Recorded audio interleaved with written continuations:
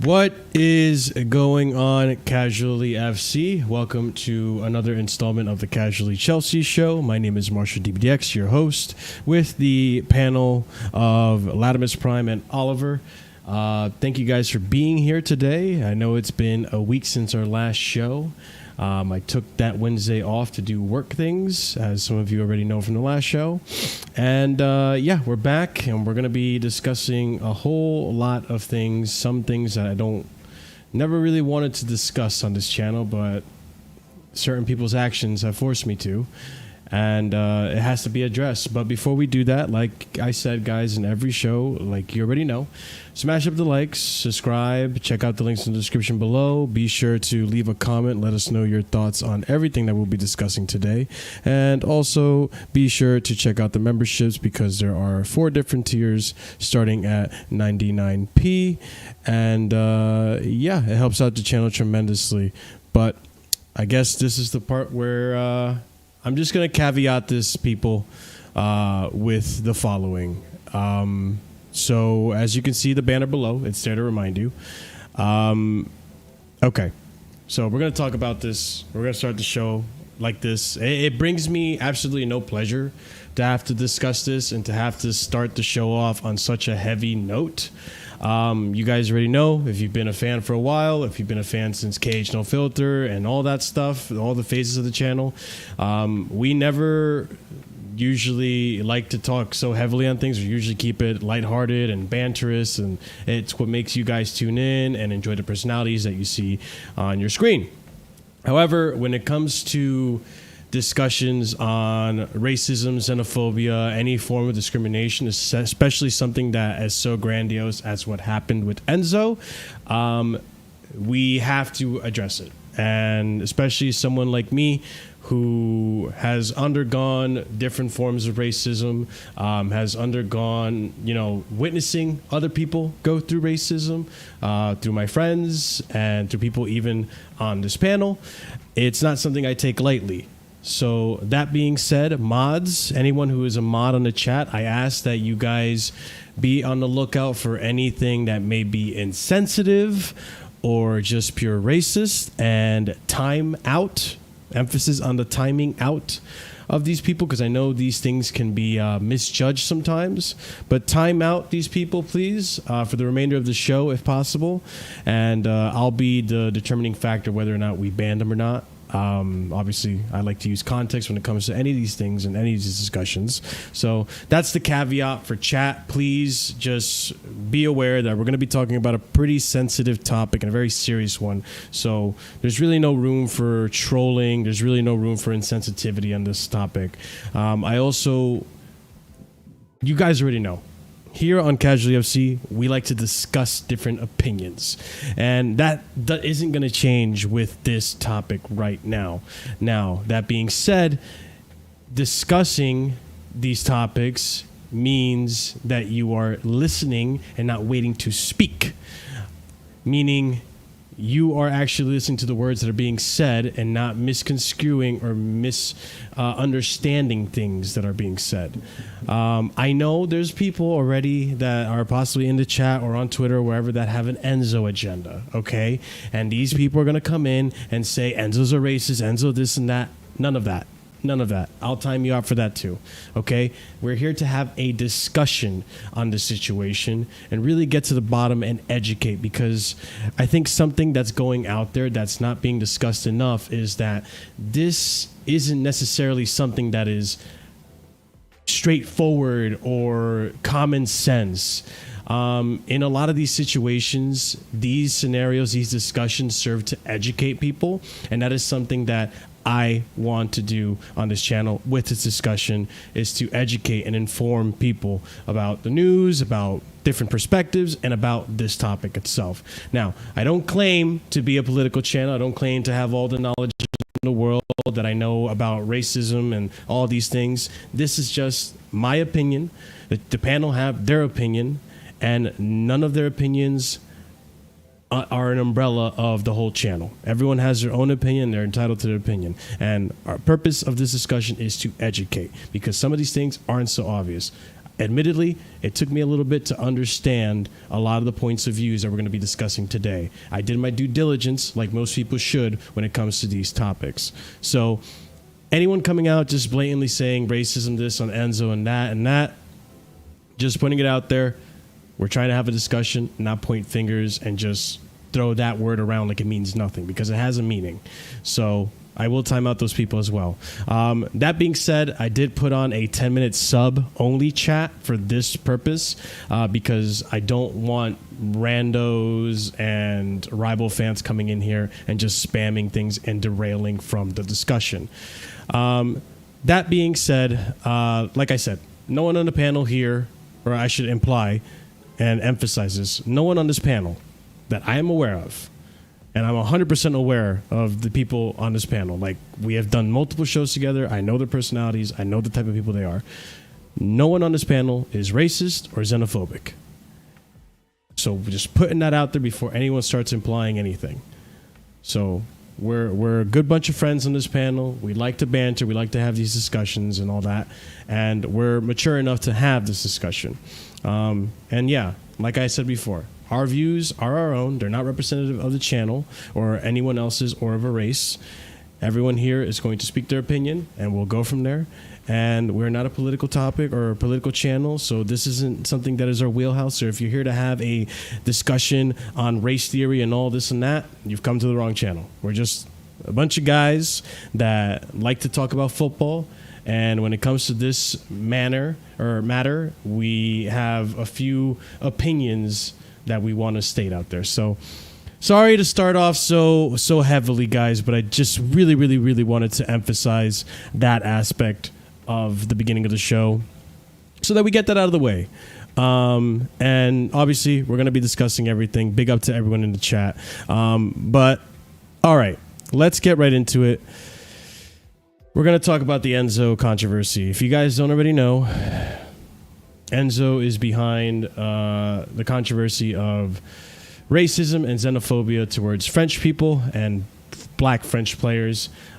Just to give context to what exactly we're talking about, because I don't think this was very much discussed enough on other channels and other spaces. So I'm going to, let me just mute the audio real quick, because just so people are aware of what exactly is being said, what is translated to, all this and that. I'm going to share what the chant actually is. So let me see, Chrome tab right here. So this is Argentinian fans. This is the chant that they were singing during the World Cup that they won. And this is basically that racist, xenophobic chant that the Argentinian side were accused of singing. So just so you know what it sounds like, just so you know what to identify. Escuchen, corra la bola, juegan en Francia pero son todos de Angola. Qué lindo van a correr, son cometraba como el puto de Mbappé. Su vieja es nigeriana, su viejo camerún. Bueno. Pero en el documento, bueno. Nacionalidad francesa. Chao, listo, no, censurada, no la banco esa. Acá interviene. Okay. So blatantly right there, the reporter already knows that it's a very offensive chant. And they were ridiculed for it in the World Cup, for it being offensive. So after Enzo won the Copa America, the chant comes back. And basically the chant translates to listen every now. They play in France, but they are from Angola. How beautiful to see. They start running. They're they like having sex with transgender people, like Mbappe, which you guys can read that yourself. Her mother is Nigerian, his father is Cameroonian, but in the document nationality French, which is essentially, give or take, what they're saying. Oh wait, I didn't share my screen. Essentially, give or take what they are saying in the song. So here are the lyrics right here, so you can see it yourself.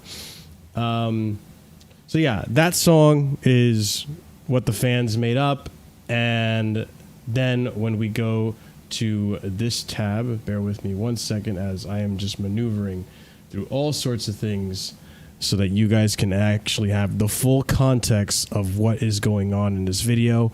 Because at first, when I saw the video, I didn't understand what the issue was, because I speak Spanish fluently, and what they're saying in this song that you're going to hear has nothing to do with what's being translated.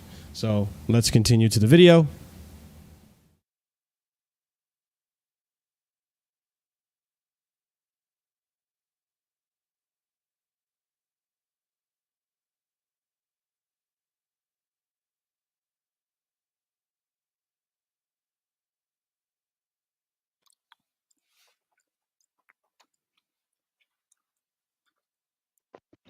Because there must be no sound. Probably not. Oh, wait, can you guys not hear it? No, No. sorry. Oh, god damn it. I'm sorry. So yeah, you speak fluent Spanish. Yeah, I forgot. Yeah, all right. Hold on. Well, what did you say Can you then? guys hear it now? Yeah. Yes. Okay. It's hard, like Argentinian dialect is different than the Castilian dialect that I speak, so I get bits and parts of it, but the bits and parts that I get have nothing to do or translate at all to the song that was in controversy. But I'll try to give you the best interpretation of what I can hear.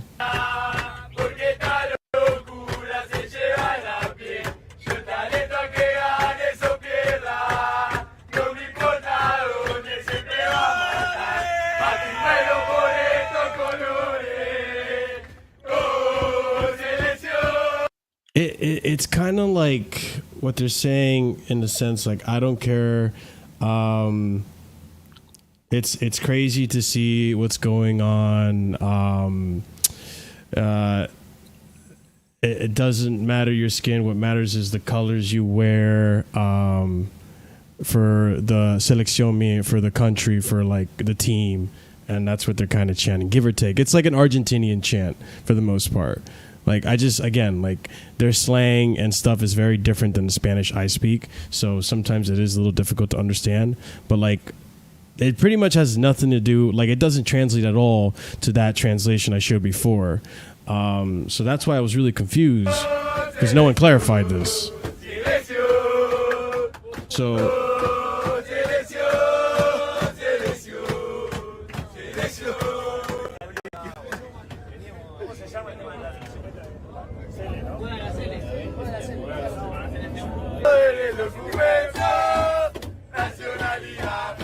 There's a song.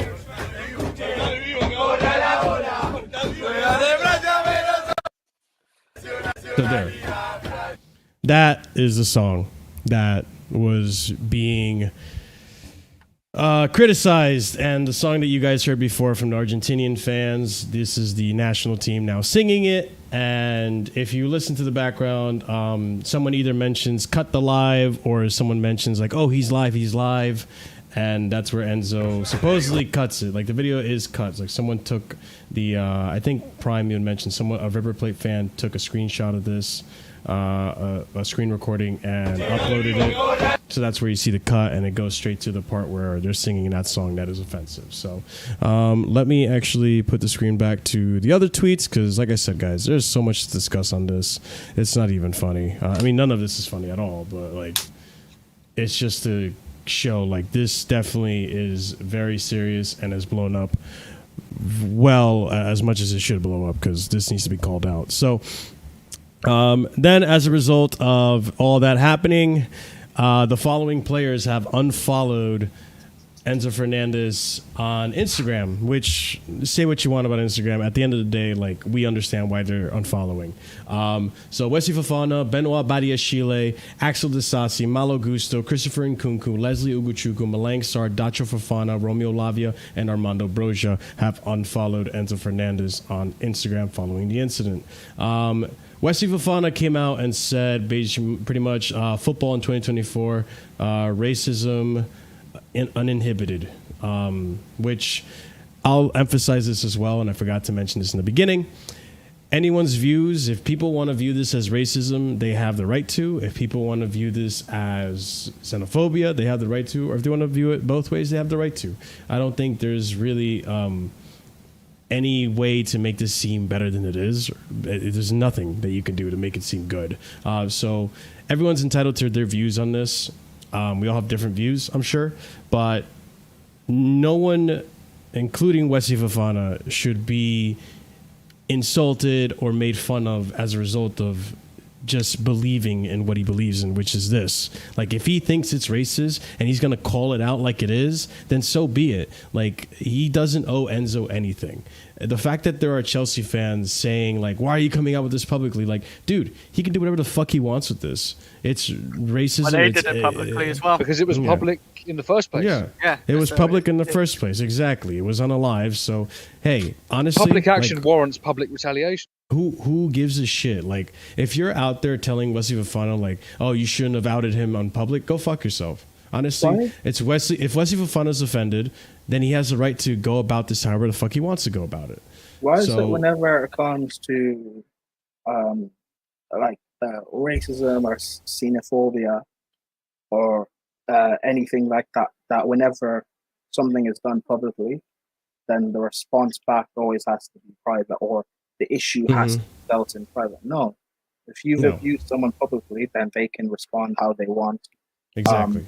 Publicly as well. Like, I don't see what the problem is. Wesley shouldn't be getting abused or mocked because of it, because of something 100%. Enzo and the squad did.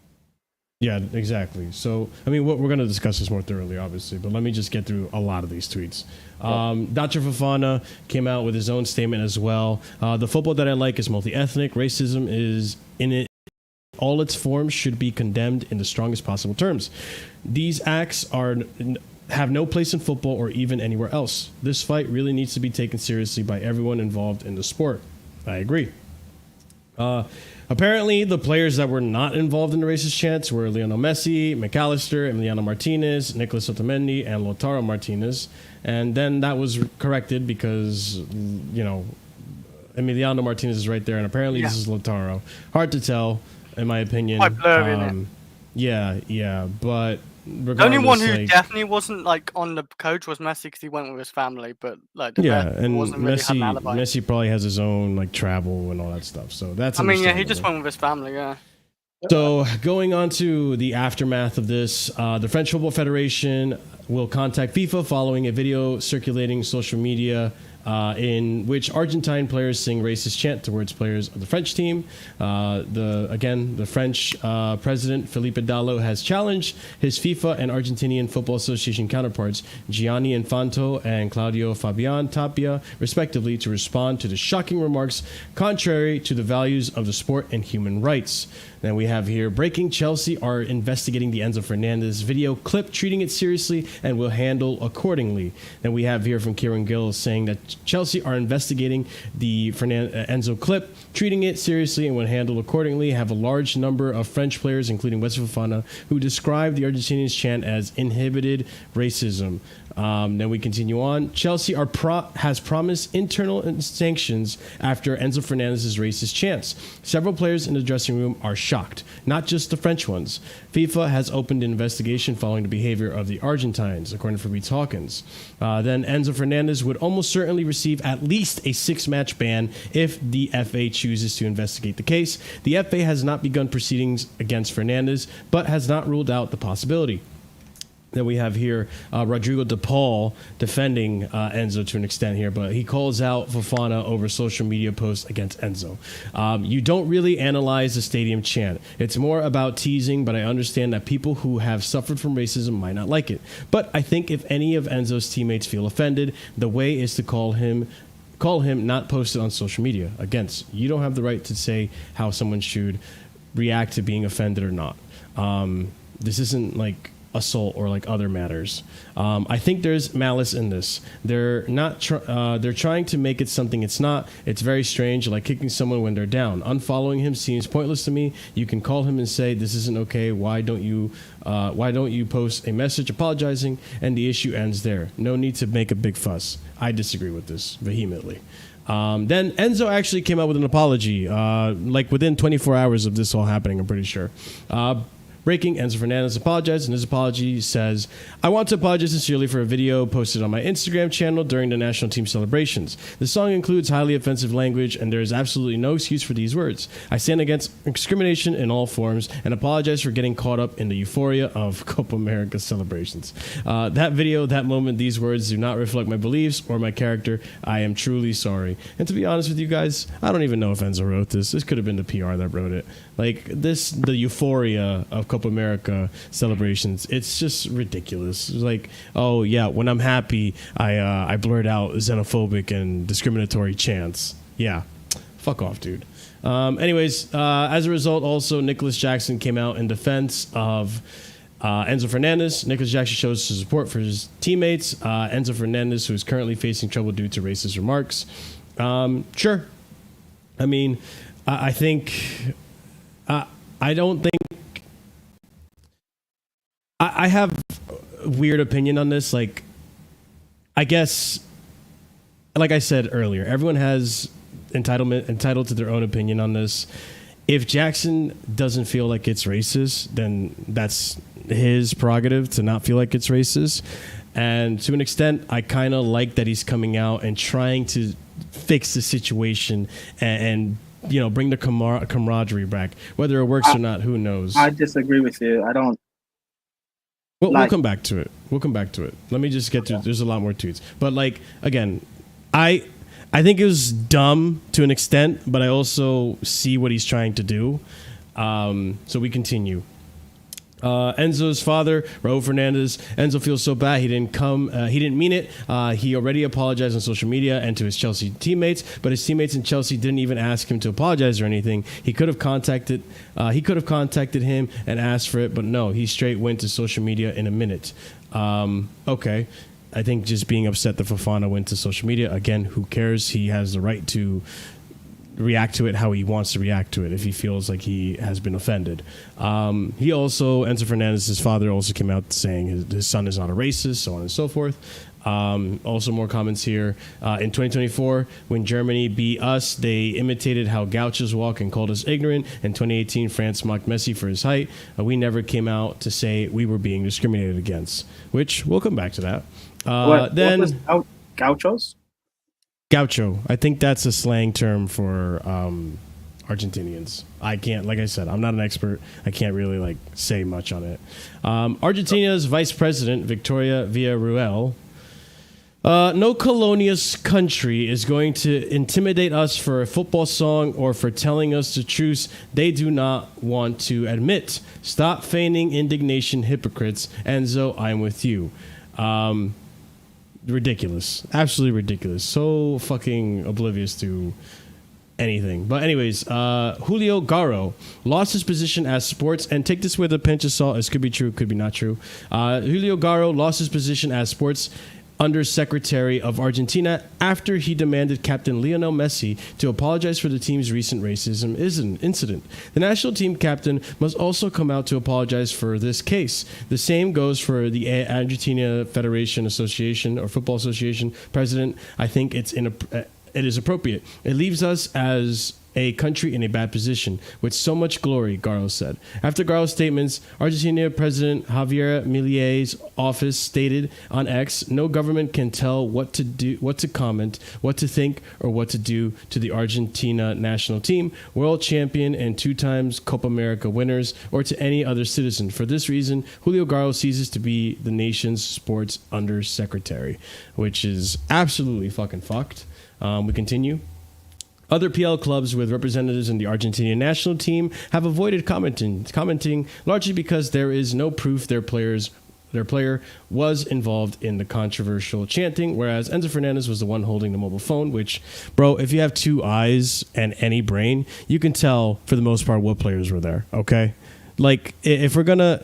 This is another thing I forgot to mention. Albert was right next to him, I think. Exactly. This isn't just an Enzo issue, it's an Argentina issue. Enzo was the idiot that was holding the phone and going live with it that exposed all this, but it's an Argentina issue, not just an Enzo Fernandez issue.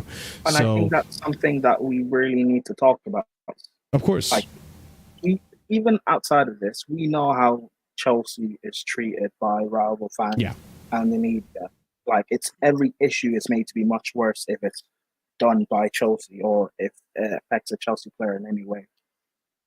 If this was, if it was Lissandro that got caught doing this, for example, a Man United player, or McAllister, a Liverpool player, or Martinez, the Villa goalkeeper, this wouldn't be as much of a big issue. I'm not saying it's serious, but people would not be treating this as much of a big issue. But it's because it's Chelsea, and we have a history of racism, and everyone wants the point score and say that, of course, a Chelsea player did this. Chelsea's a racist club, and people want to take away from the actual issue at hand, and I don't like it. Mm-hmm. No, I 100% agree. Let's continue on. We're almost done with the tweets, and then I'll put my opinion out there because I'm sure you guys have been on channels and have kind of already stated your opinions, but no one's really heard from me, like Prime pointed out. So I'll state what I think on this whole scenario. While the chant occurred outside of the club environment, the expectation is that Enzo Fernandez will be fined upon conclusion of Chelsea's investigation, perhaps with an educational course to follow. Chelsea's first black player, Paul Cannaville, has offered to help in a restorative process for Enzo Fernandez after the unacceptable and discriminatory chant was shared in a video on his Instagram page. And then lastly, what we have here is Enzo Fernandez is expected to join up with his Chelsea teammates on preseason tour of the U.S. later this month. One person familiar with the team environment has said that they feel some kind of mediation will still have to take place. Yeah, and there's other stories going on about Enzo that I don't care about generally. Like, he got a ticket in November. Like, I don't give a shit about that. And he's in River Plate right now, which, you know, Oliver did mention, and it goes without saying, like, he probably should be more focusing on remedying this situation than going on a little bit of a, tour of River Plate and visiting home and all that stuff. Like, I don't know. Like, that's just my 2 cents. He really should be focusing on fixing the situation if he means what he says. Now, my 2 cents on the situation, and like I said, I understand all the perspectives being shared. I'm willing to listen to people's opinion on this and their perspectives, and I'm not belittling anyone's opinion, okay? I personally think, and I'm not going to take what my thoughts are away from anybody. I personally think, in terms of Enzo Fernandez, right? I personally think that going forward, I have to separate now the player with the person. I think as a player, most of us can agree that he is a good player. But as a person, this has put a huge stain on his character, and I have lost a tremendous amount of respect for him. Most of you who have tuned into the channel multiple times and know me know that I really like this player. I really rate this player. And I was a staunch defender of him throughout the multiple seasons he's been here. This puts a stain on that. And I will not stand for it. That being said, do I think Enzo is a racist? No. I don't think Enzo is a racist. I think he's ill-educated. I think as a result of his environment growing up in Argentina, he doesn't realize what he's saying is offensive. Do I think Enzo is a xenophobe? Yeah, I think Enzo is xenophobic, for sure. I don't think he likes French people for rival reasons. And I think there's xenophobia that's ingrained in South American and just American culture in general. I'm talking North, Central, and South America, right? I can tell you as a Peruvian, a lot of Peruvians dislike Chileans due to past wars and all that stuff. So there's a lot of rivalry in football that is xenophobic as a result of past history. Same goes for Argentina and a lot of other countries in South America. So in the culture, it is already there's ingrained xenophobia that where you stand or not, it doesn't matter. It needs to be corrected, it needs to be educated, and it needs to be fixed because we now live in 2024. We're not Neanderthals. We don't think like cavemen anymore. We understand that us as humans are much more than our skin color, and we're much more than the nations that we come from. So I don't think Enzo's a racist. I think he's xenophobic. Why I don't think he's a racist is partially because I understand why people say that the song is racist. I think overall, the song is incredibly xenophobic, a hint of transphobia with underlying race messages being sent there. I think if France composed of mostly white players from European backgrounds, and this song was being sung about Mbappe, who had African backgrounds, then I totally understand the racism argument. Or actually, I do understand it regardless, but then I change my tune to this is racist. But I think because the majority of France's team is composed of African descendant players, it's geared towards addressing that, the players that are of African descent, which is the majority of the team, if we're going to be factual about this, right? And we've talked about that multiple times here on the channel as well, calling out, Morocco's, how the Moroccans come from different descendant of people as well. They're not necessarily a pure Moroccan or whatever. We talked about when the World Cup happened. We talked about it with France and stuff. But yeah, when it comes to this chant, because the majority of the team is composed of African descendant people, I think it's not necessarily meant to be racist. It's meant to be xenophobic overall. But I understand that because it is singing about the African descendant players, that it comes off as racist. So it's not like I'm not understanding. I understand both sides. I just don't think it's meant to be a racist song. It comes off as racist for sure. I think it's definitely meant to be xenophobic 100%.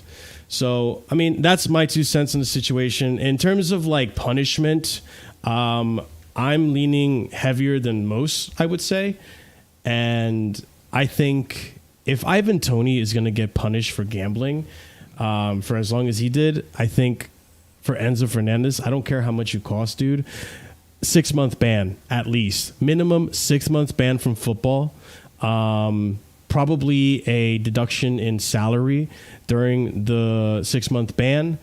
And listen, if Enzo thinks that's too harsh of a punishment and it causes him to leave, so fucking be it, dude. I don't give a fuck. Like, where I stand with this is, at the end of the day, I am going to back the club. I'm going to back Chelsea, right? And Enzo Fernandez is not Chelsea. Chelsea are perfectly capable of winning games without Enzo Fernandez. So for me, Enzo, if you want to leave after you serve your suspension or whatever the fuck is going to happen to you, so be it, dude.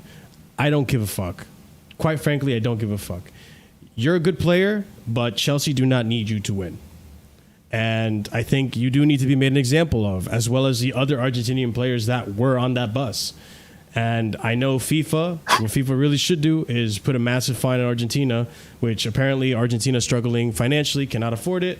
So be it, dude. So be it. You're going to have to hold that because you guys did some stupid fucking chant that was completely insensitive. You knew it was insensitive. You still fucking did it. You learned the fucking lyrics. So that's why I say, like, Enzo, you're xenophobic, bro. It's that simple. You're xenophobic. Whether you knew the song was racist or not, or you felt that it was racist or not, look, I'm willing to be as charitable to say as your upbringing didn't educate you on that stuff. I'm willing to be that charitable. And even then, I feel like I might be too charitable. But I think I've spoken enough. I'm going to catch up with chat. But, I mean, guys, we'll start off with Prime. Yes. Obviously, this is not something nice to hear or nice to see, especially of a Chelsea player. But, I mean, your thoughts, man. And I'm going to put the music back on now that we've done with the tweets and all that shit. Sorry, just need to get a drink. Yeah. Parts of what you said, Marshall, I agree. Oh well, I guess a lot I agree. I don't agree with you when you say this isn't racist, or it's not necessarily racist. I think it is. The fact of they are only mentioning black players in the song, African descent black players in the song, it's racist. If they were talking about Griezmann, who is Spanish, if they talked about Giroud, who's Italian or has Italian heritage in him, then fine. You could say it's racist, but it's also definitely xenophobic. I think this definitely is. We definitely have to call it racism. If you look into the song, and the fact of they're talking about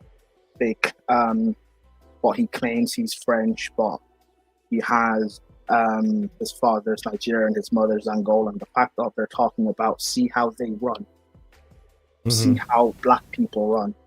You know, it's very. If you look at the song, it's very easily like we know what they're trying to say. He claims that he's French, but his mother is black, his father is black. How can you say that you're French?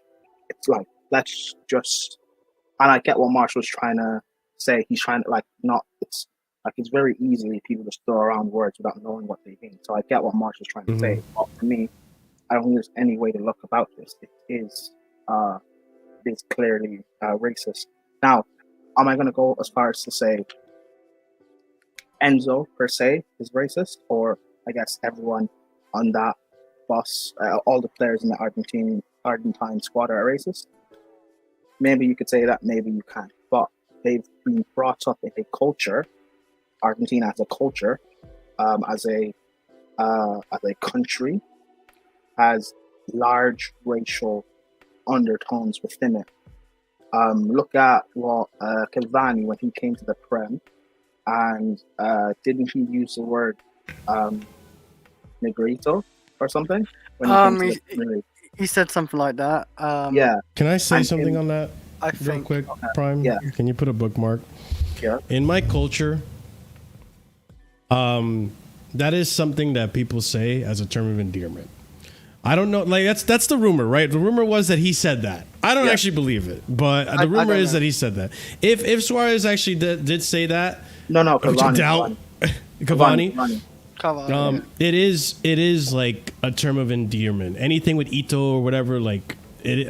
Actually, that's not true, but it is technically a term of endearment. I've heard people say that in my culture, and it's not interpreted as racist or anything. Which is why I pointed out the whole culture aspect of this. People is that, you know, maybe something like this isn't seen as xenophobic or racist in Argentina. That's very, very, very plausible. But yeah, like that situation, like it is a term of endearment. My point being though, like it's so wrong. It was part of, like, Marshall, you're American. It's part of. It was part of American culture and society to own slaves. Like that, slavery is not okay. You know what I mean? So just because it's part of, there's stuff about that happens in African culture or like Nigerian culture specifically. There's stuff that happened that is part of the culture, but it's not okay. You know, we shouldn't defend something that we know is not morally okay just because it's part of the culture. You know, if like So for me, it's definitely racist. What if we're talking about in terms of Enzo, specifically with Chelsea? If you ask me, I'm getting rid of him.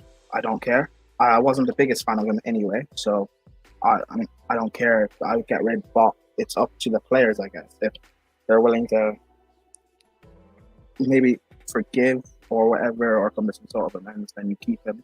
But he definitely needs to have a ban.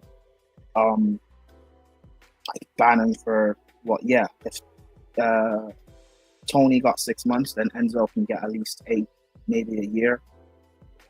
He needs to go through some sort of learning and rehabilitation in terms of being educated to know why this is not okay.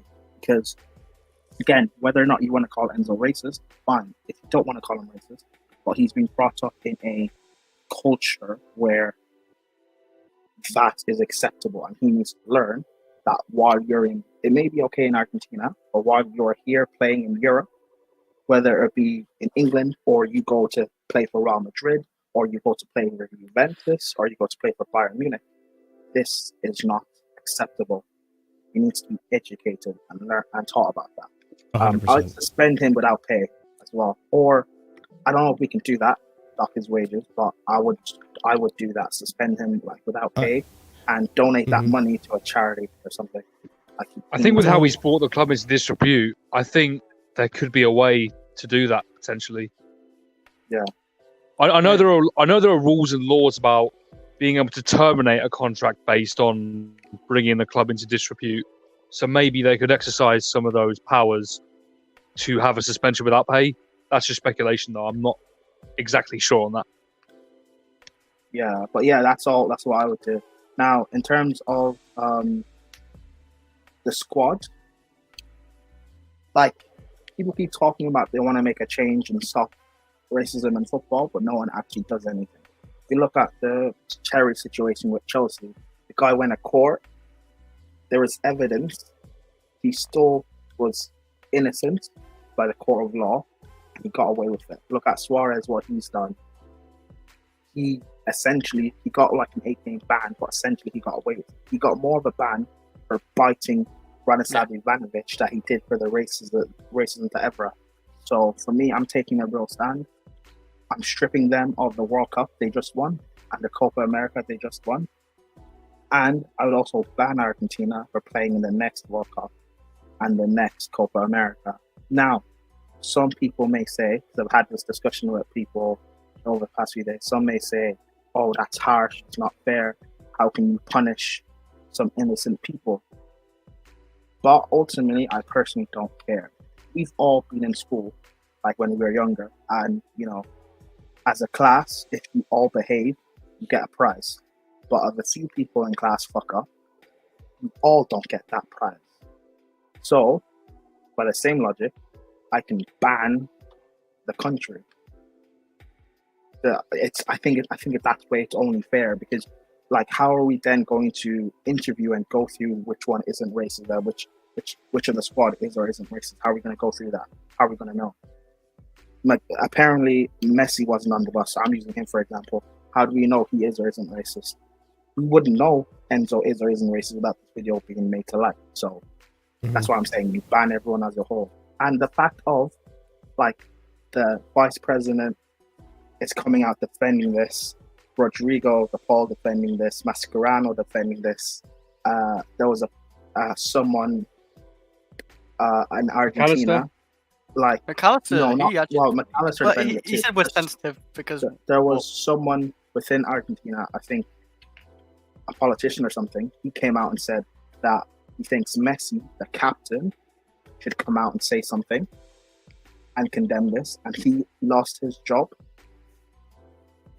That shows something within the mentality of the country. You ban them as a whole. Messi hasn't said anything on this. Messi being, quote unquote, the best player of all time, one of the most famous people on the planet, he could very easily help this situation if he came out and spoke and condemned, not even Enzo per se, but condemned the song. And he came out and says, Argentina are not like this as a country. He could very easily do that. He hasn't said anything. So, for me, ban everyone. I don't care. What do you guys think of the punishment that pretty much Prime put out I agree with what you both said. I think you both hit on the nail. Like, I think it's like definitely more xenophobic. I don't know like how they like. Of course, you can say definitely it's racist what Prime said because they're just targeting the black players, and they haven't said about obviously Giroud or Griezmann. Like everyone has got like parts of families everywhere. I got like parts of family from India, my like grandmother and all that. So you know, it doesn't really like matter like any of that.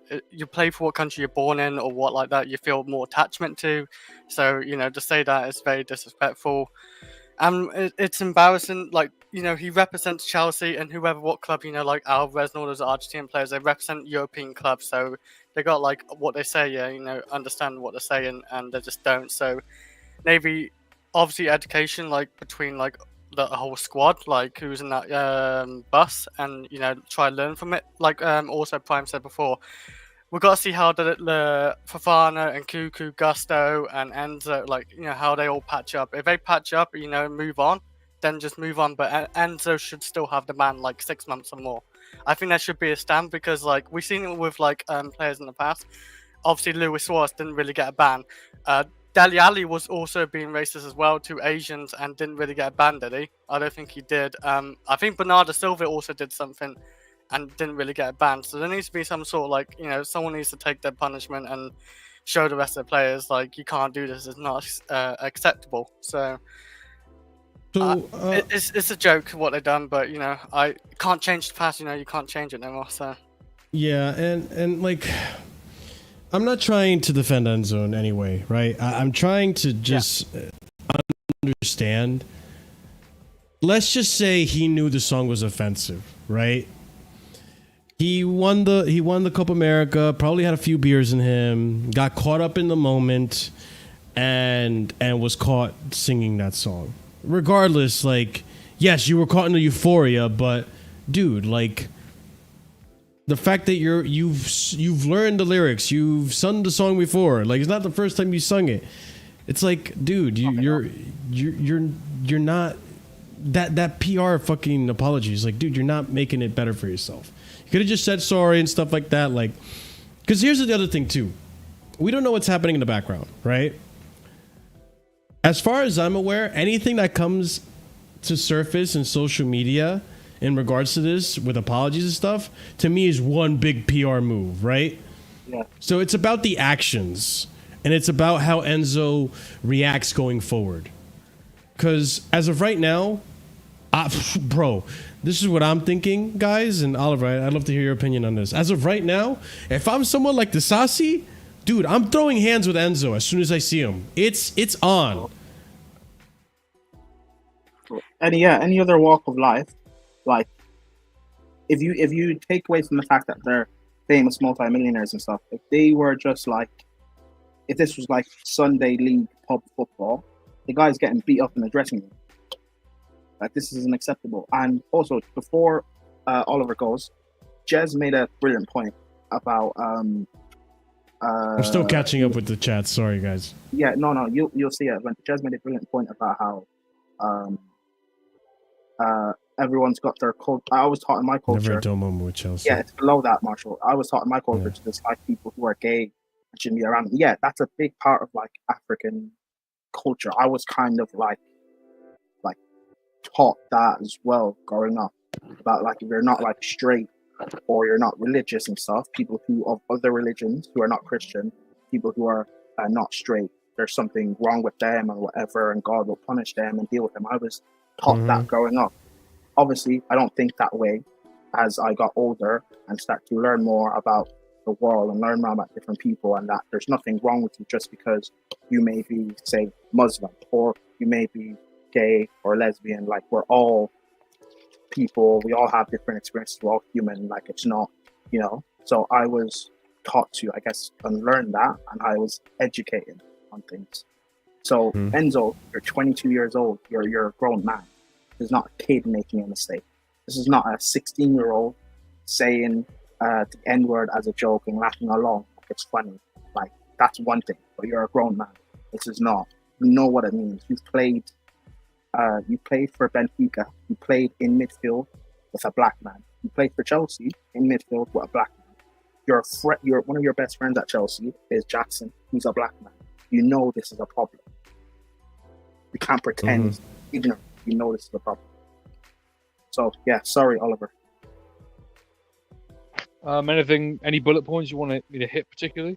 Well, no, I was just gonna say, like, what I was saying earlier was, how do you even come back from this? Because as of right now, if I'm a French player, like, I can see Disasi just being that hot-headed guy that, like, will see this for what it is and will want to, like, throw hands with Enzo. Like, what needs to happen to, like, for Enzo to come back from this in terms of what actions does he need to take? What do you think is going to go down? Like, how is this going to... Where do you see this going, really? It can go a multitude of different ways. It can go the way that we are kind of speculating right now, where he isn't accepted back in, even if he takes actions towards quote unquote redeeming himself. Again, I'm not saying if there is a possibility for redemption or not. That's entirely up to you whether you think that. But I've not really got a fully formed opinion on that. I don't really think it's my place as a white Englishman to really say that. So that's just me personally. If people want to call that fence sitting, then they can do, but that's just my opinion. But it could go that way. He could maybe end up in a situation where there's no way back. But at the same time, and this is the unfortunate reality of the world, which I don't like, you know, this is a money game. Enzo is an asset to the club, and the club, there is a good chance that the club are going to want to try and resolve this and get him going again, because they've invested a lot of money into him, and he is being poised as one of the star players. We've literally, one of the reasons we've hired a new manager was to get the best out of him. And that's the unfortunate reality of sports.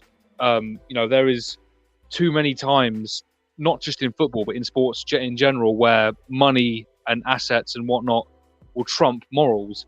And I just, as much as I want there to be a fair and reasonable solution to this, where, you know, justice is served and whatnot, I also can't deny the fact that there might be a way back in for Enzo, and that probably won't suit everyone. But that's just where morals are in sports right now. You know, that there aren't many to be found too frequently. Let me ask. I'm going to ask this to Curry Pirate. Kind of like what Ladimus Prime is saying here. My problem is all Western countries are racist as heck. Very ironic coming from French when they just did a hijab ban for my sisters competing in the Olympics. Fuck Enzo and fuck all Western racists. I mean, that is true, right? I mean, at the end of the day, the way where I stand is like, it doesn't matter where it's coming from. Like, if you see some type of discrimination, I think you're entitled to call it out. But I know people want to call out the fact that, like, oh, but the French, you know, that's all they do. Like, look at how, you know, they've... And listen, I'm going to mince my words here. But look at how they've come about having so many African, you know, descending players in their team, and their history of, you know, slavery and so on and so forth. I mean, how do you feel about those comments? Like with regards to what Ladimus has said right now, like yeah, what he's saying, and just so how I think he's the French of all people are trying to be hypocrites in the situation. Then I'm sorry. Then we're doing this whole point system BS, because that's what the rival fans are doing right now to Enzo, right? He's the one on live video. He's the one who did there. We saw lots of. It was not just one person singing. It was lots of people singing. But everyone's struggling because we're doing the point system. It's not my club. It's not my player, even though he's Argentine and on the bus and everything. So we can't do this thing of like, hey, like, you know, it's Western hypocrisy. And I'm talking as an Indian man born in India and raised in Canada. Like, I know what the British have also done for my country. Okay, like I know the shit. So I'm just saying, let's not have this point system thing. Like I'm saying, it's like we can't do that, because it's like many countries like have different opinions on things, right? Some countries around the world don't like gay people, right? But then those same countries can be like, look at the West, they're being hypocrites because they had slavery. It's like, are we at this point where we're gonna do like this whole point system and everything? That's what I'm saying. Yeah. So that's what I'm saying. So I think we should, if you're the person who wants to condemn everything, so let's condemn everyone. It includes West and non-West countries. That's my opinion on it, at the very least. I like Prime. What the thing is, Prime saying he's a grown man and he should know better. I get that most of the time, but me and Prime have been talking a lot during this past week through DMs, and he sent me something, I think a day after the whole Enzo controversy about Lee Gunner, talking about his experience with regards to his mindset. And at that point, he was at the age of 34, right? And having this kind of similar mindset to Enzo in a sense, with the xenophobia being like, at that point when he was 34, he's like, how can this black player represent Switzerland, right? And then for him, it took, like for most people, it takes a personal account of being a foreigner in another country, marrying someone who's foreign, having foreign stepkids, and so on and so forth, to really understand the plight of the people who are experiencing this thing. So I think that could also happen for a 22-year-old Enzo, where he's seeing he's going to have to, at some point, like no matter what the ban is going to be, have to confront these French players face to face. Whenever the ban goes away, he'll have to talk to these men because they're a large contingent in our squad. So, maybe that dialogue along with education might open something up. This is not also me advocating that he definitely needs to stay. I'm saying right now, it's definitely hurting our squad in the short term. I'm saying if this shit continues in terms of affecting our squad till October, get him gone by winter transfer window. Fuck it. I don't care. But like I've said, I've seen similar kind of things like this happen in many teams. What I mean is Suarez. Suarez said racist things towards Evra, who was a black man. He was suspended, but a lot of his teammates during the 2012 squad were Sterling, Sturridge, were black players.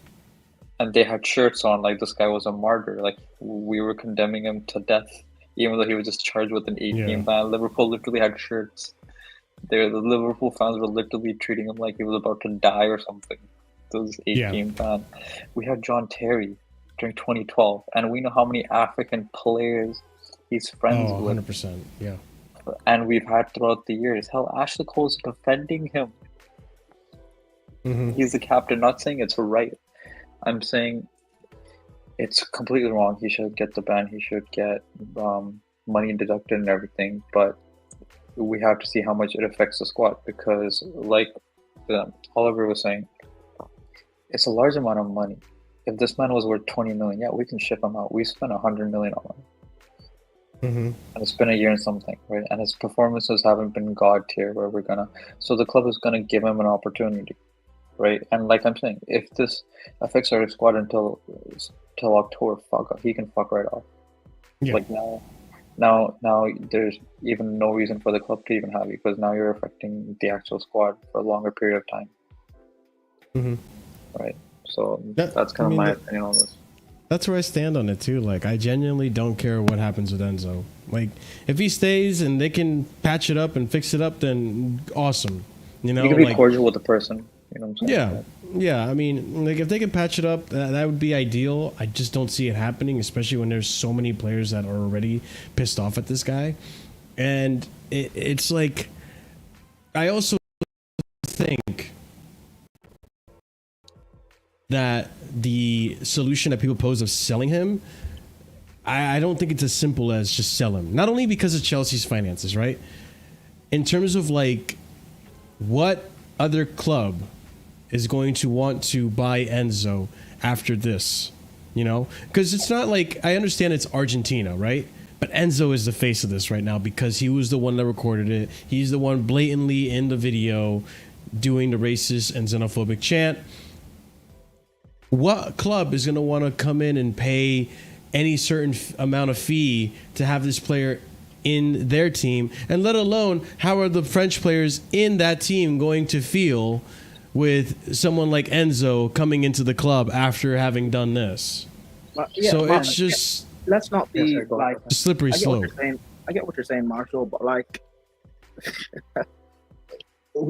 we could have said the exact same thing about Mason Greenwood. And he went to Girona, and he's now just signed for my side.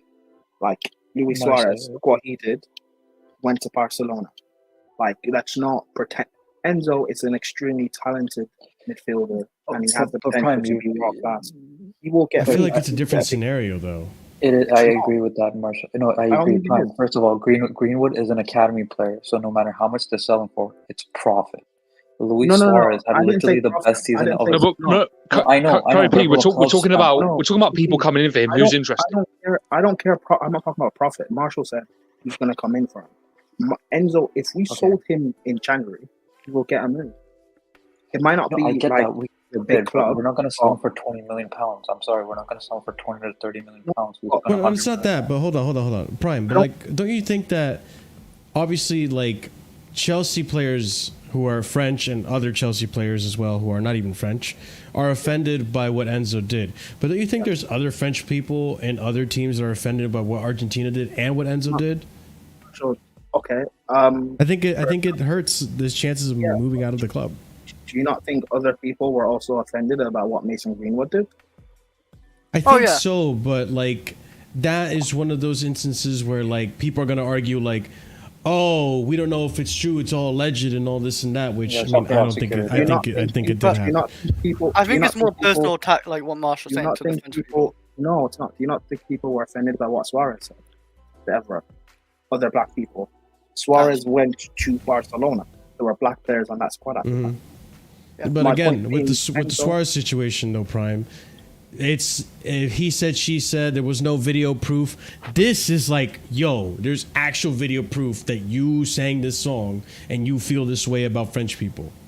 Okay, so how about we then talk about, like, we mentioned John Terry already. You know, he managed to stay in Chelsea for 4 further years after the Anton Ferdinand incident, and then he went to Aston Villa, and you know that was fine by all accounts, or at least there wasn't a big blow up from the dressing room about it. So I think we just gone over plenty of examples where it is a lot more forgiving than we'd probably like it to be, given the severity of what the situation is. But again, that's just the unfortunate reality. You know, some of these things honestly, get brushed. now that I think of, before you go, Prime, I'm sorry. But now that I think about it too, most of these clubs aren't going to give a shit about what their players think. The fact that at Chelsea it's like a majority of these players, like over 10 players that seem to have a problem with Enzo, it's going to cause a disturbance in the locker room. If we manage to sell him to, like, for example, like a, I don't know, well, I was trying to be realistic, but whatever. Say we sell him to like a German club where there's like maybe 2 French players in the team. The club's not going to give a fuck about the 2 French players who are offended by Enzo's chant and determine whether or not they're going to purchase that player or bring him into the club because of what these 2 players feel. I think it's a little different for Chelsea because there's a good portion of the Chelsea locker room that are French and take offense to that, and that's going to be a huge division in the locker room. But go ahead, Prime. I didn't interrupt you.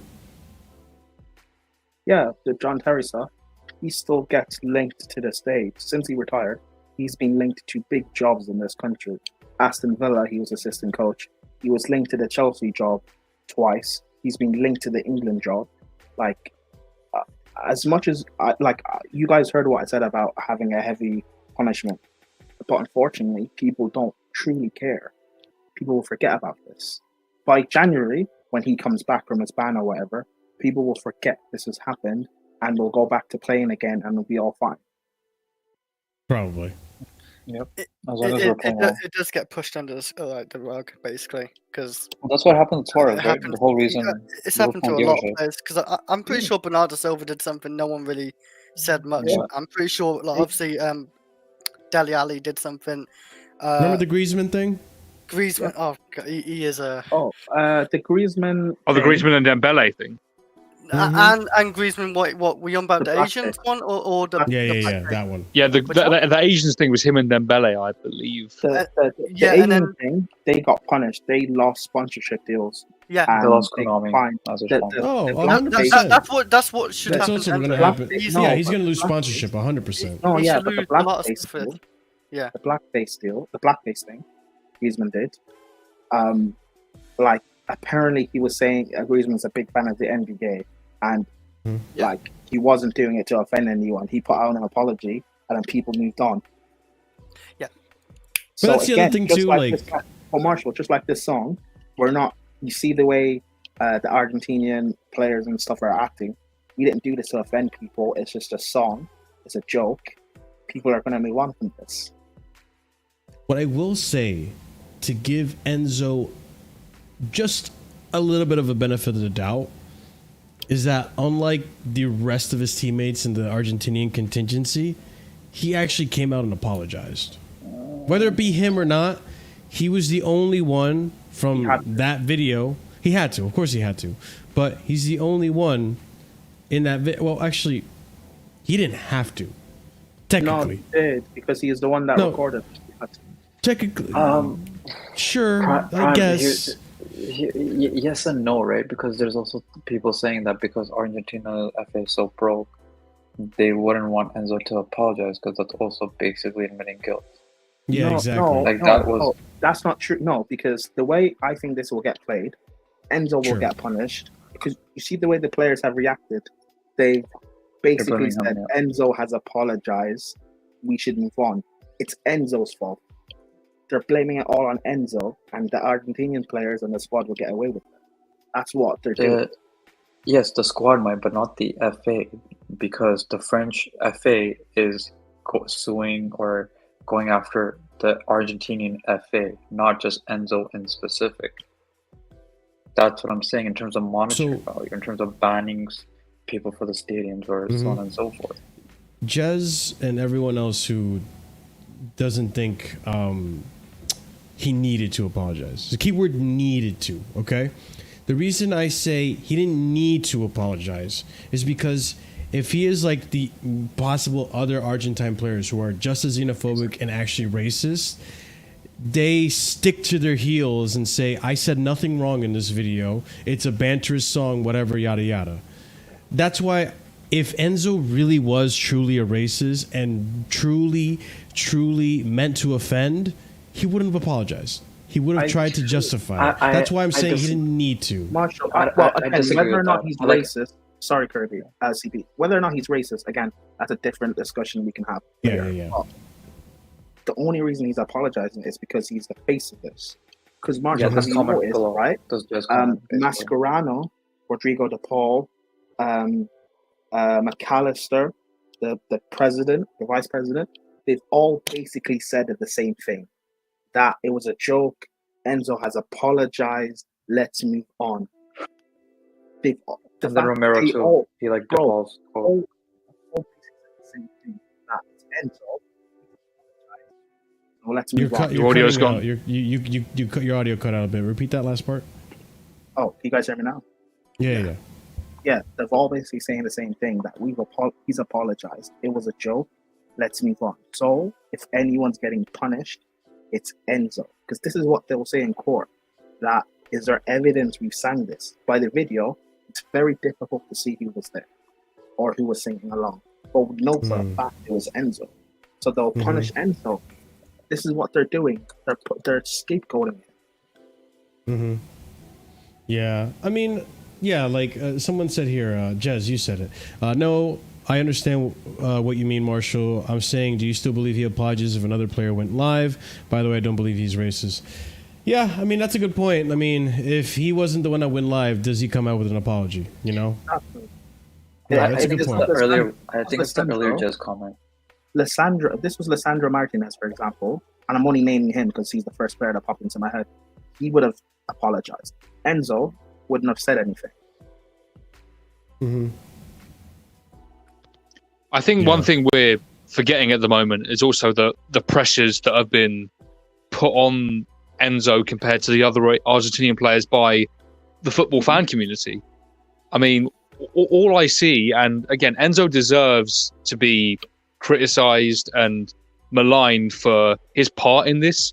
I'm not denying that, but it's been Enzo. Meanwhile, Liverpool fans and United fans and Aston Villa fans have been point scoring. Yes, my player wasn't on the bus. You know, like that's not how you tackle the problem.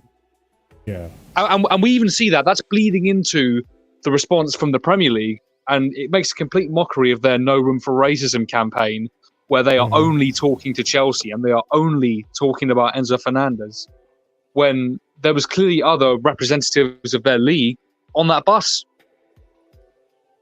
100%. And can I add on to this what Oliver was saying?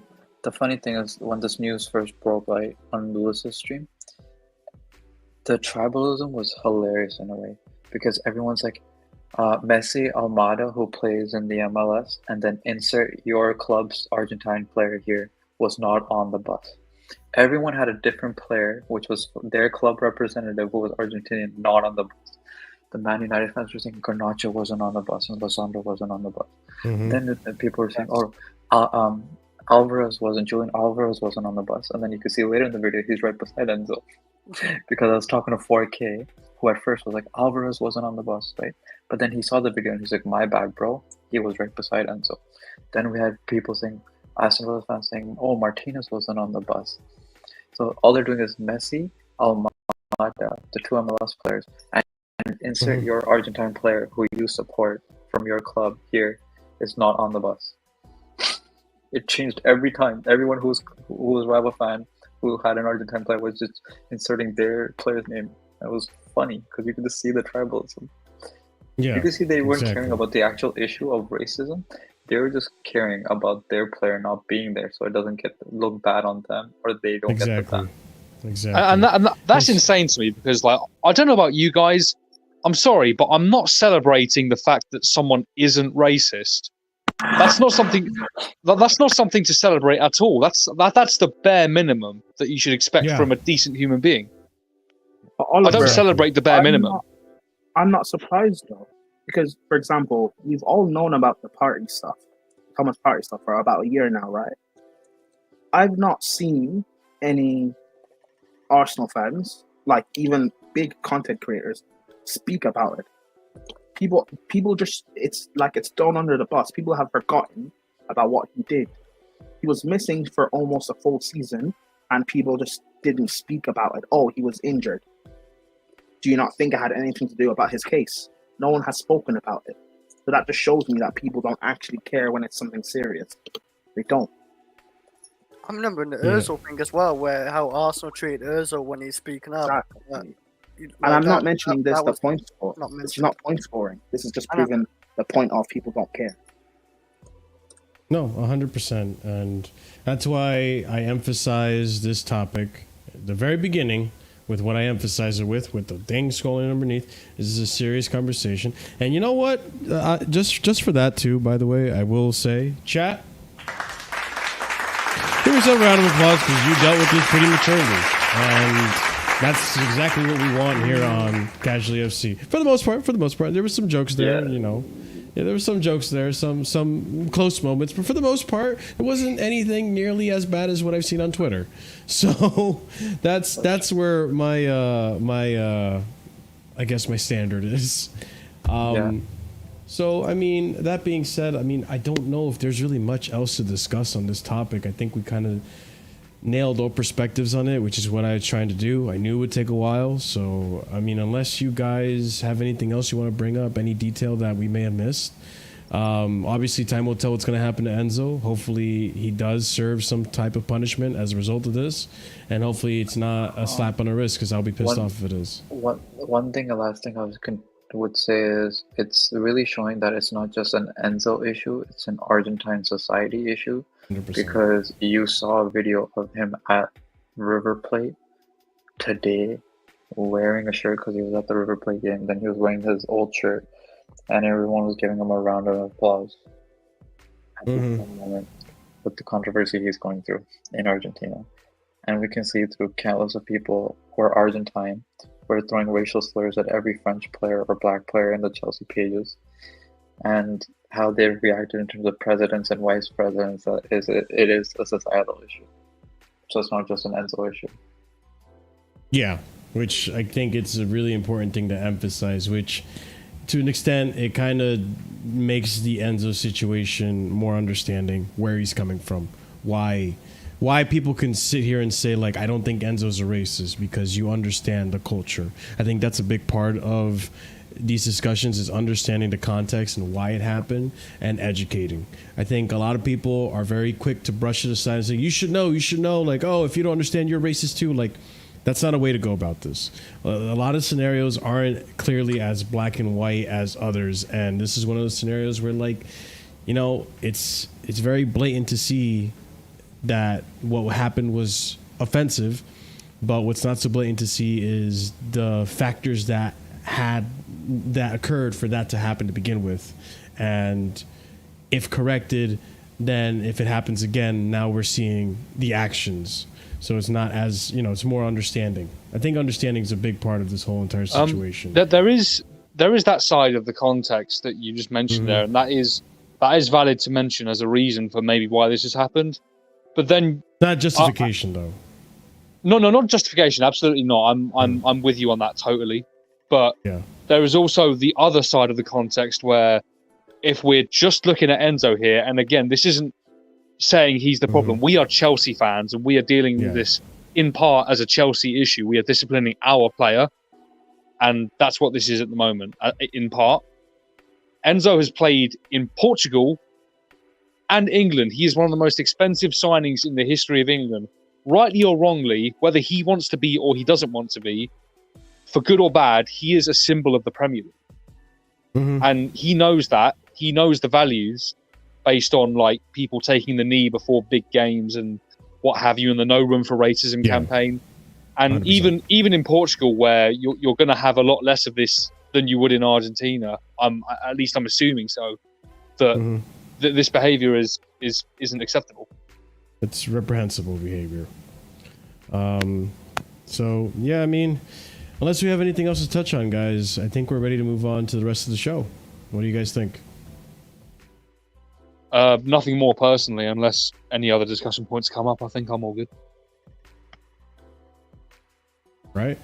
That being... Oh. No. I just unmuted myself. I got nothing. Oh, okay. No. Fine. Stay unmuted because I need you, okay? Because... I just got back in. Let's just... More trivia, Chris. What? Chris. Are we? Oh yeah, we're moving on. Oh, we're back here. Come on! So, Chris! there's a man Chris! wearing a... Chris! Come on!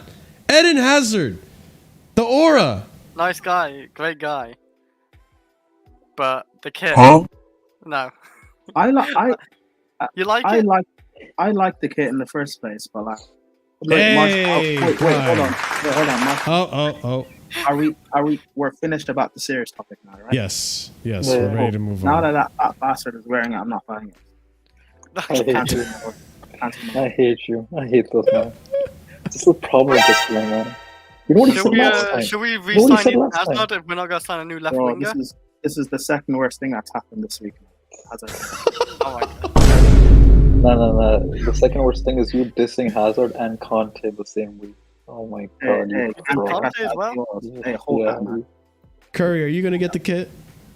No, not this. Oh, god damn it. care Does if- anyone I don't care if else Hazard- besides Prime me likes and it. Prime actually like the kit? I'm getting the away kit. Yeah, the away kits and the third kits are better. Way better. Okay. Dude, no, Well, we don't hate all test kits. I thought maybe, just maybe, Eden Hazard wearing the kit would actually inspire Chris. I like it better. Look, it looks great. I think it looks great.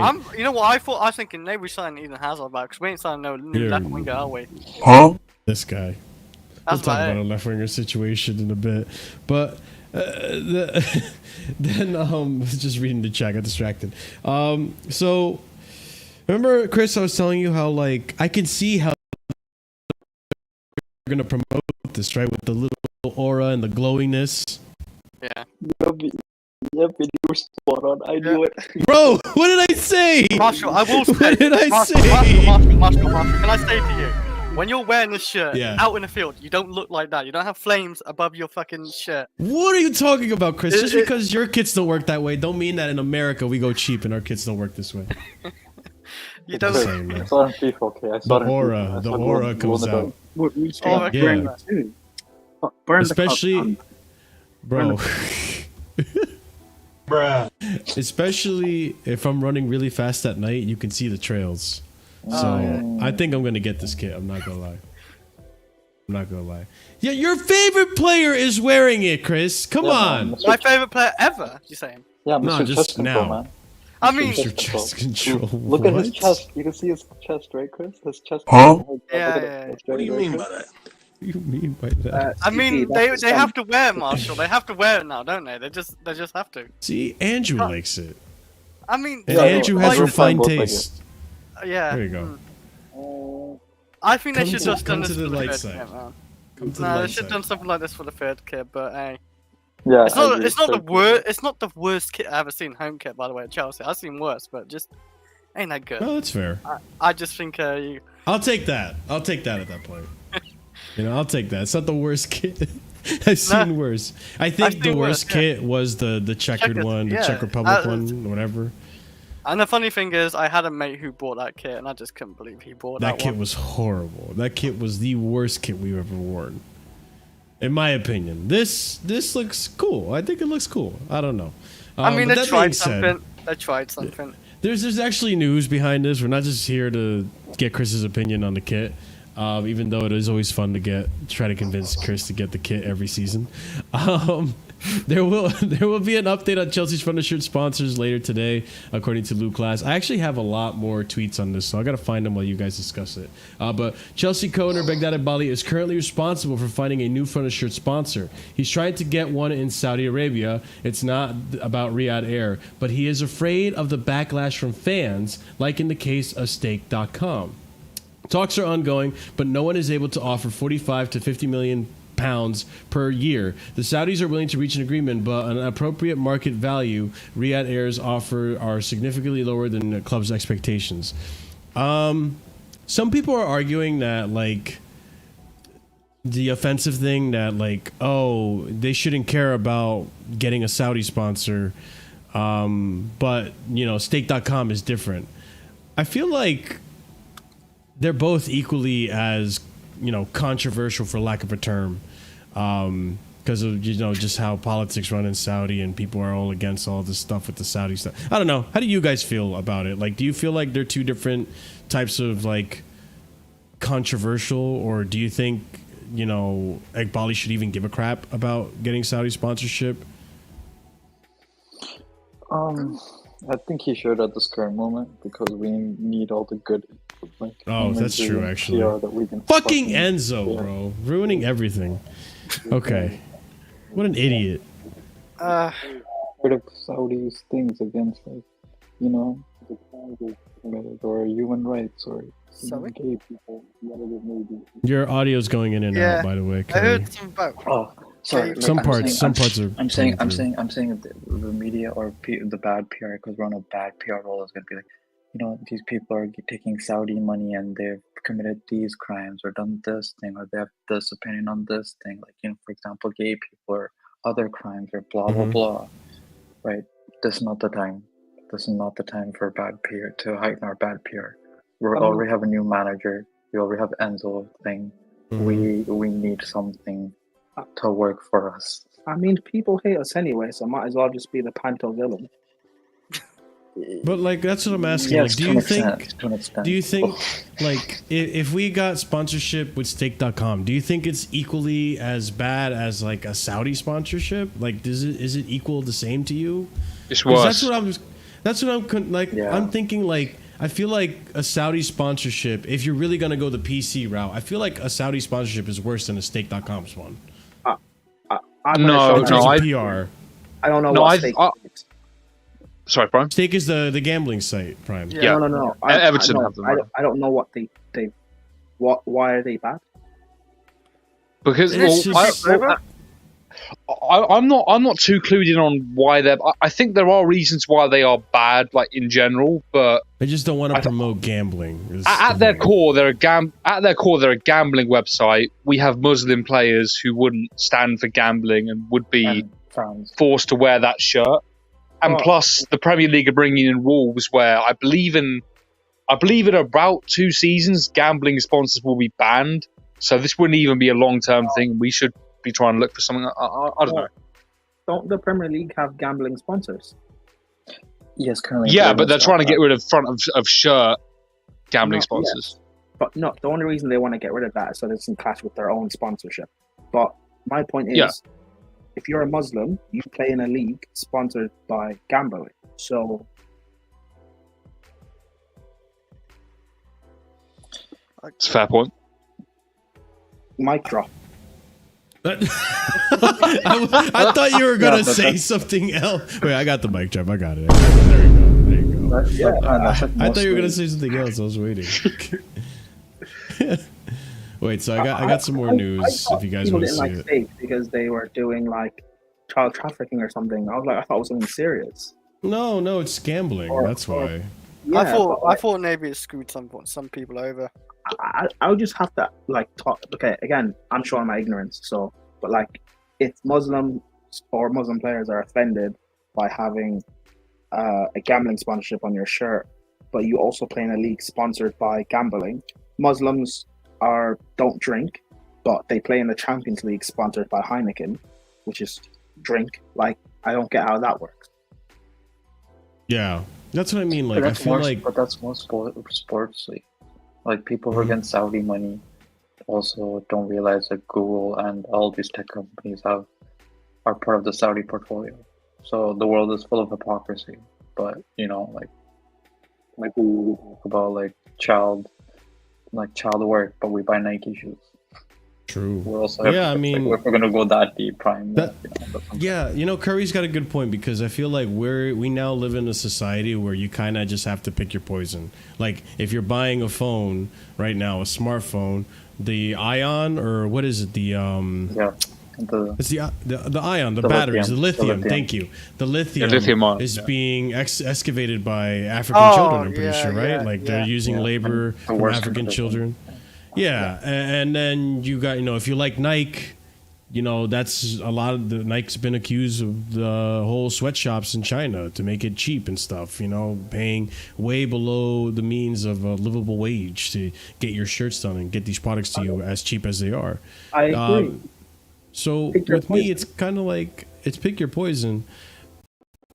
I feel like, then again, listen, I'm not religious, so I don't take too much offense on the gambling thing, but I see where people are coming from with it. Real quick, let me just read this tweet. Brian, we'll come right to you. I just want to read this tweet because this kind of gives us an overall summary of what's going on.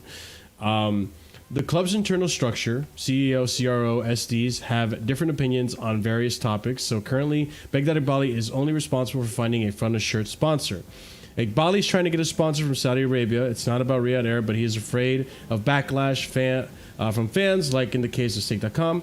Good relations between the Public Investment Fund and Clear Lake Capital, where it invested its funds, are key to importance. There's also this tweet right here. Talks are ongoing, but no one is able to offer the money that is being asked for the front of shirt. Riyadh Air's offer was significantly lower than the club's expectations. Juve are struggling with a similar problem, as it did not agree to the carrier's offer of 20 million euros per year as part of a long-term contract. Next season, we'll likely see the Infinite Athlete logo on the sleeve of the match and training jerseys. Although nothing has officially been decided, the original deal was only for 1 year to remain as shirt sponsor. And then lastly here, the Skrill brand has become a short-term partner of Chelsea in preseason tour to the USA. Skrill is part of the PaySafe Limited, a global payments platform. In the past, Skrill has partnered with Italian club AC Milan. Go ahead, Prime. You were going to say.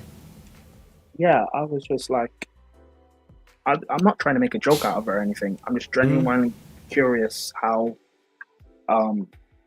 why is it a problem to have and yeah, people can have their viewpoint, but why is it a problem to have a shirt sponsor, but you play in a league sponsored by gambling? Why is it a problem? Like you don't drink for religious reasons, which is fine, but you should then also be offended that the Champions League is sponsored by Heineken, or I think they were sponsored by Heineken. Like, why is that? Like, surely. Is that not a bit hypocritical? I don't know. I don't want to sound like I'm offending. If anyone's Muslim in the chat can clarify things or whatever for me, maybe I don't know, so that's fine. Explain it to me. But I don't get how that works. I genuinely don't understand either, but go ahead. There's a good point by JP. He's saying it's because they're forced to wear the shirt with the sponsor on it. Like, if you're watching a Champions League game, you're not forced to buy the alcohol. Like, I have to buy the shirt, and the shirt's going to have a betting sponsor. I think it depends, because like you could argue that playing for the competition is an endorsement in and of itself. You could. That's what I mean. It's one of those things like I don't like it that just because you work for a company or you get paid by a company that your views are now theirs. Like, I don't like the conflation of views, which I think does get in the way of a lot of these deals being happening. Like, just because, Chelsea players wear a Nike kit doesn't mean that they support, the sweatshops and the below minimum or below livable wages that the people that work on these shirts make. That's why, like, I feel like it's kind of an outdated rule of, like, just because you wear a sponsorship or a sponsor that goes against your beliefs doesn't necessarily mean that it reflects on your beliefs. That's kind of where I'm at with that. Where I don't know. I feel like people are smart enough to differentiate it. Like I don't think because any of the Everton players that are Muslim wear the Everton kit that has the stake.com sponsorship on it I don't think that any of them support gambling just because they wear the sponsor on them. They probably Whole don't. company. Oh, okay. I see what you're saying, Suleiman. Wearing something on a shirt is promoting it. It's different than the whole company is associated with something. But then again, like if the religion or if the culture is against the promotion of it, can it be differentiated or can it be, disassociated from? Like it's a job, it's a living. You're a professional. So I don't know. Like I genuinely don't know much about. I the thought it was Muslim It is, culture. but I think the counter argument to that is that it is a choice as well. You choose to join these clubs. You choose to maybe stay with them versus, lower your salary and leave for better moral satisfaction or whatever. Maybe that's a point of view. I guess. Yeah, but if you're doing that, then Chelsea getting, and I personally don't feel any different about whether or not we get steak or whatever. I don't care. But Sure. if you're saying that for morals as opposed to money, surely getting a shirt sponsor of a Saudi brand would then give us even more money, or what steak would give us even more money. So that helps your money personally. So again, if we're doing this morals over money thing, then it should be consistent, no? Yep. I would just go I for the think biggest so. bidder at this point. Unless they're extreme or something, go for the biggest bidder. I thought it was keeping with Infinite Athletic anyway, by the way, so that's news to me. I thought we were staying with them. In their attitude, you mean? I'm surprised that I'm surprised that we still. I'm surprised that the Iqbali is just worried about offending people. To be honest, my shirt missed the Infinite Athletic sponsor. Maybe when we get a front of shirt sponsor, maybe Chris will warm up to the kit. I can't lie, Marshall. I don't think Iqbali is that worried about the fan base at all. Like, look at how maligned our transfer policy has been, and he is, for the most part, since the sporting director's come in, he's stuck to that. But don't you think it has to do with like shirt sales though? Like they need to make shirt sales.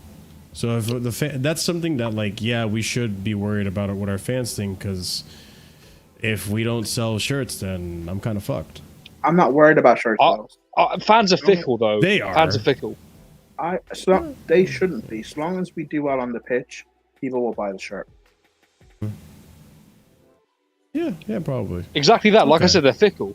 They'll if there's if Cole Palmer scores a great goal in that shirt with the sponsor on it, the chance of buying that shirt. Literally, people are buying this new shirt now because Eden Hazard did a promotion. This is true. This is very true, actually. The first game of the season, if we beat them, people will buy the shirt. So let's hope we beat them, because I want Chris to get a shirt. No, I'll get a shirt, just not the home one. I want you to get the home kit. I hope we win the Champions League in this shirt, Chris. How are we gonna do that, man? Why don't you? I just hope we do it. The Conference League, man. Yeah, there you go. I hope we win the Conference League in this shirt. I'm not even gonna celebrate that trophy, really. Why don't you like it? I'm just not a big fan of I think it doesn't even look like flames like that. I'm just not a fan of the design of it in general. I just think it looks like paint thrown on it or something like that. So I think you can do that with the third or second, but I just think the home one as well, Prime, should just be plain and simple. I know that's just, everybody might not like that, but that's just how I view it. I think it looks cool. No, that's fair enough. I'm not hating on people who like it, by the way. I'm not those weirdos who who like it. Marshall likes it a lot, and I that's Marshall's opinion. I don't like it a lot. I just think it's actually a lot better than people fucking. You think people are shitting on it. People are saying that it's the worst kit ever made, and I'm like, no, it's not that bad. I think it's actually pretty decent. I think it's one of the best kits we've had in a while. I'll be real. You think it's better than last year's? And I usually don't have an opinion on kits, but I think it's really good. I like it. I don't know, I mean, man. I'm just not too crazy personally about my players looking like a Bunsen burner. I can't lie. Huh? Tell me I'm wrong. A Bunsen burner is such an out there comment. Jesus Christ, like. Oh yeah, come on, like, man. We all used them. it. We all used them in physics class at school. Come on. Yeah, I haven't said the phrase Bunsen burner in like at least a decade. So for me, I did not expect that comparison to come out. But hey, you know, that's not bad. Yeah, I could see it. You remember the season the Bunsen Burners won the Premier League? It could be today. It could be. Wow. It could be this season. It could be. Hey, this prove me season. wrong. Hey, maybe. I'm trying to find. God dang it! All right, I'll find it. Marshall, here it I is. kind of I disagree. found it. I kind of disagree with the whole burning thing. It's not that it looks like the psychedelic lamps because we needed to be all high to watch last season's football. Fair enough. Oh. Fair enough. Oh. Fair Right. enough. It reminded me of last season's fucking Pochettino ball. But I think that's the intent, was to represent the fire and passion in all the fans from Chelsea. But speaking of the fire and passion of all the fans, let's talk about the fire and passion of this man not finding another job and making a wage or making a living off of Chelsea. A true Chelsea fan, nonetheless. Graham Potter. Oh yeah, fuck. So I don't know if you guys knew this. We've had Graham another Potter's still in our books. That's why we have FFP. Because Graham Potter, he's the cause of all our problems. Chelsea. So I have here Mike Keegan. Chelsea would pocket a windfall worth up to £1 million should England decide to replace Gareth Southgate with Graham Potter. Because if you guys don't already know, Gareth Southgate has stepped down from England duties. He realized. Yeah, he knows. And then we have here, despite departing last April after less than 7 months in charge, Mail Sport understands Chelsea are still obligated to pay Graham Potter's salary, thought to be around $200K a week until October. That's mad. And we still have Pochettino. Are we paying Pochettino still? I wonder if we're paying Pochettino. No, wrong noise. I prefer really not to speak. If we are, then that's horrible. But I think if it's true they left on mutual consent, then I think Maybe he foregone his wages or something like that. I don't know. Yeah, we paid that man way too much. He shouldn't be taking any more money off Chelsea. This is definitely the worst transfer we've made. Under this new regime. Yeah. Like 5-year deal, Yeah. what is it, 12 million, 13 million a year? 12 million a year. Yeah. That's just bad. And he wasn't even improving at anything, really. Yeah, he did good at Brighton, I guess, but that's about it.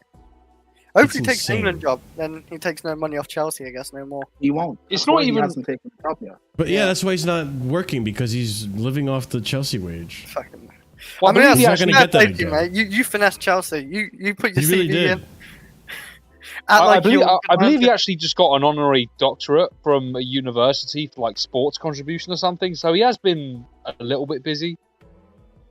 Yeah, but still getting paid. He actually did an interview with like Sky when he was getting his like doctorate and stuff.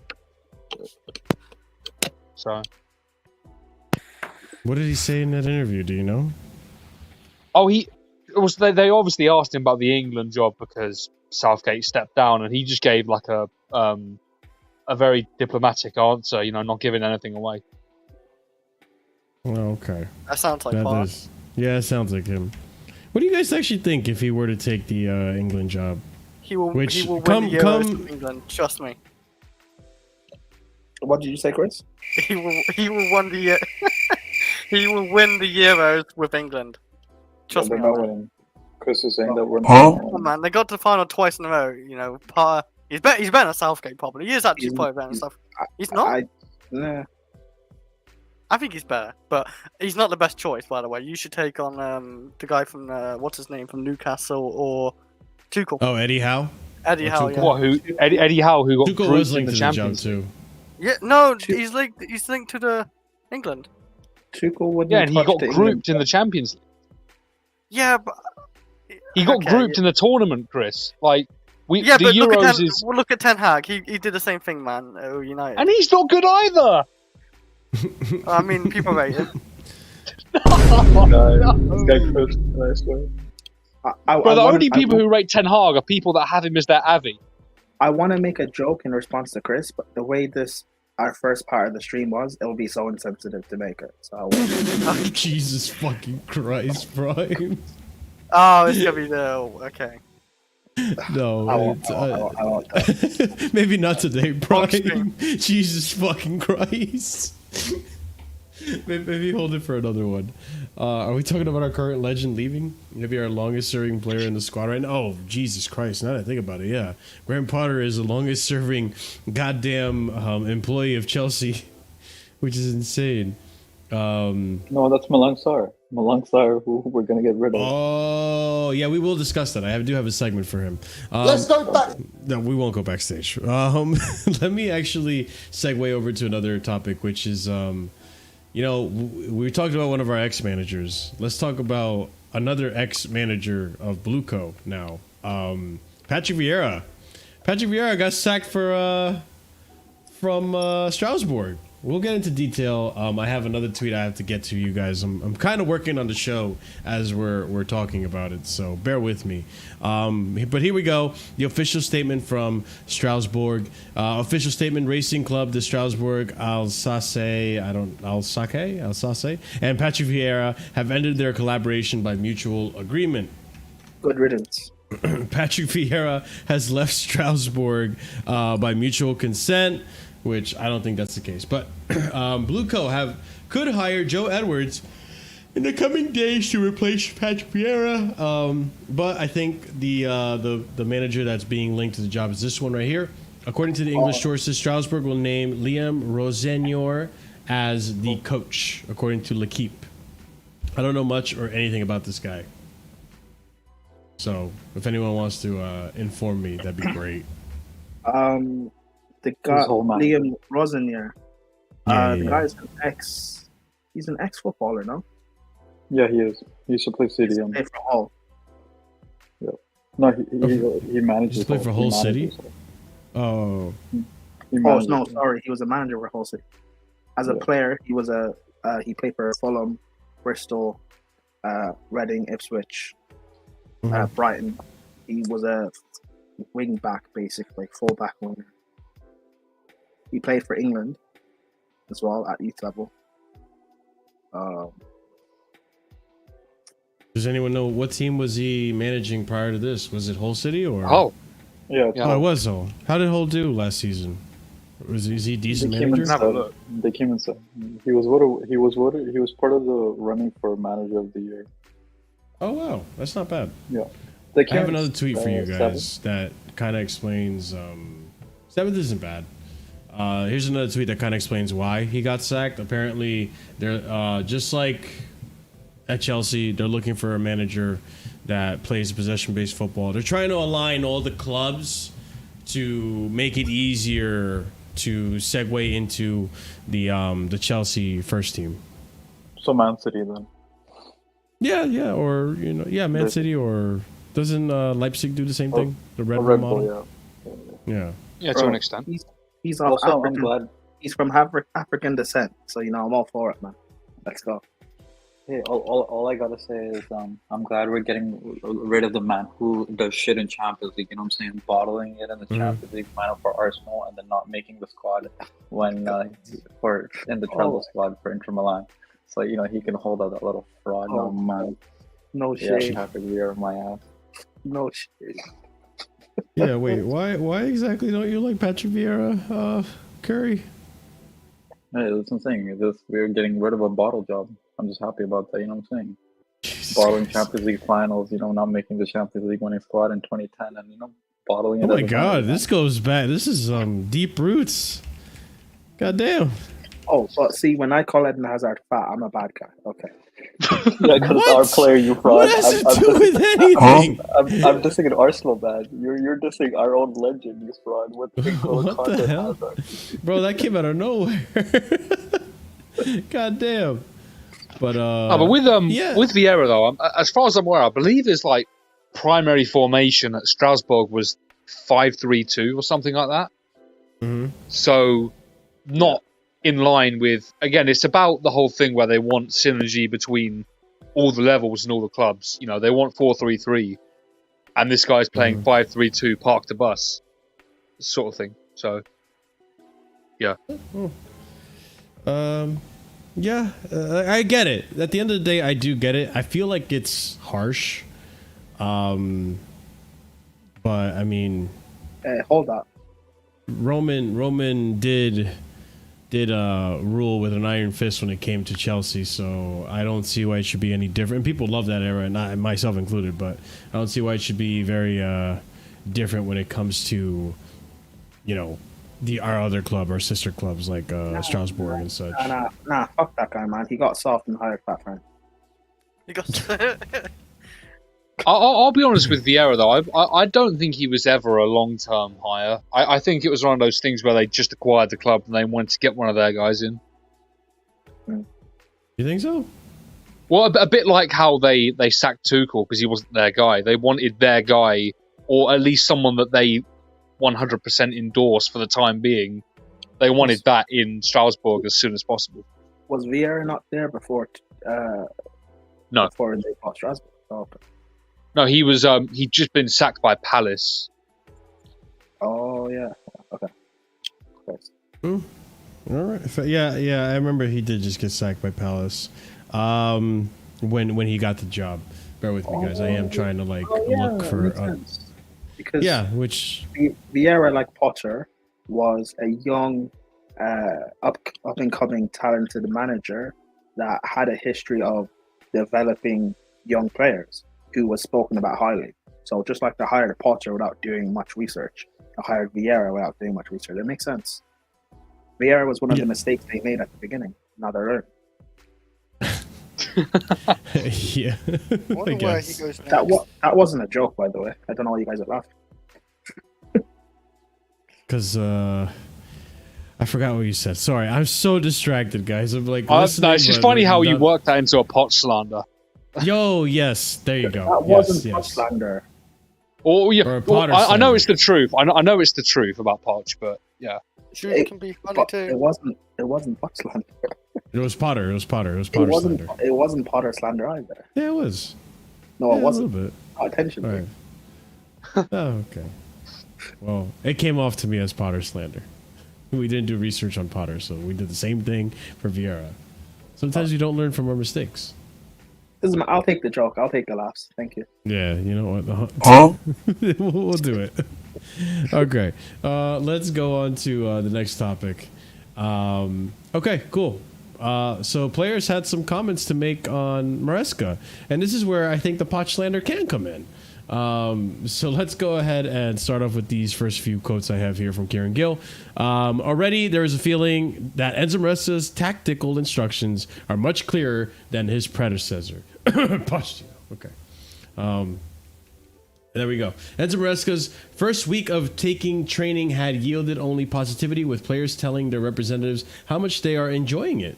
Even the double days, which saw Maresca pull on a bib to personally participate in passing drills. I think the bib is the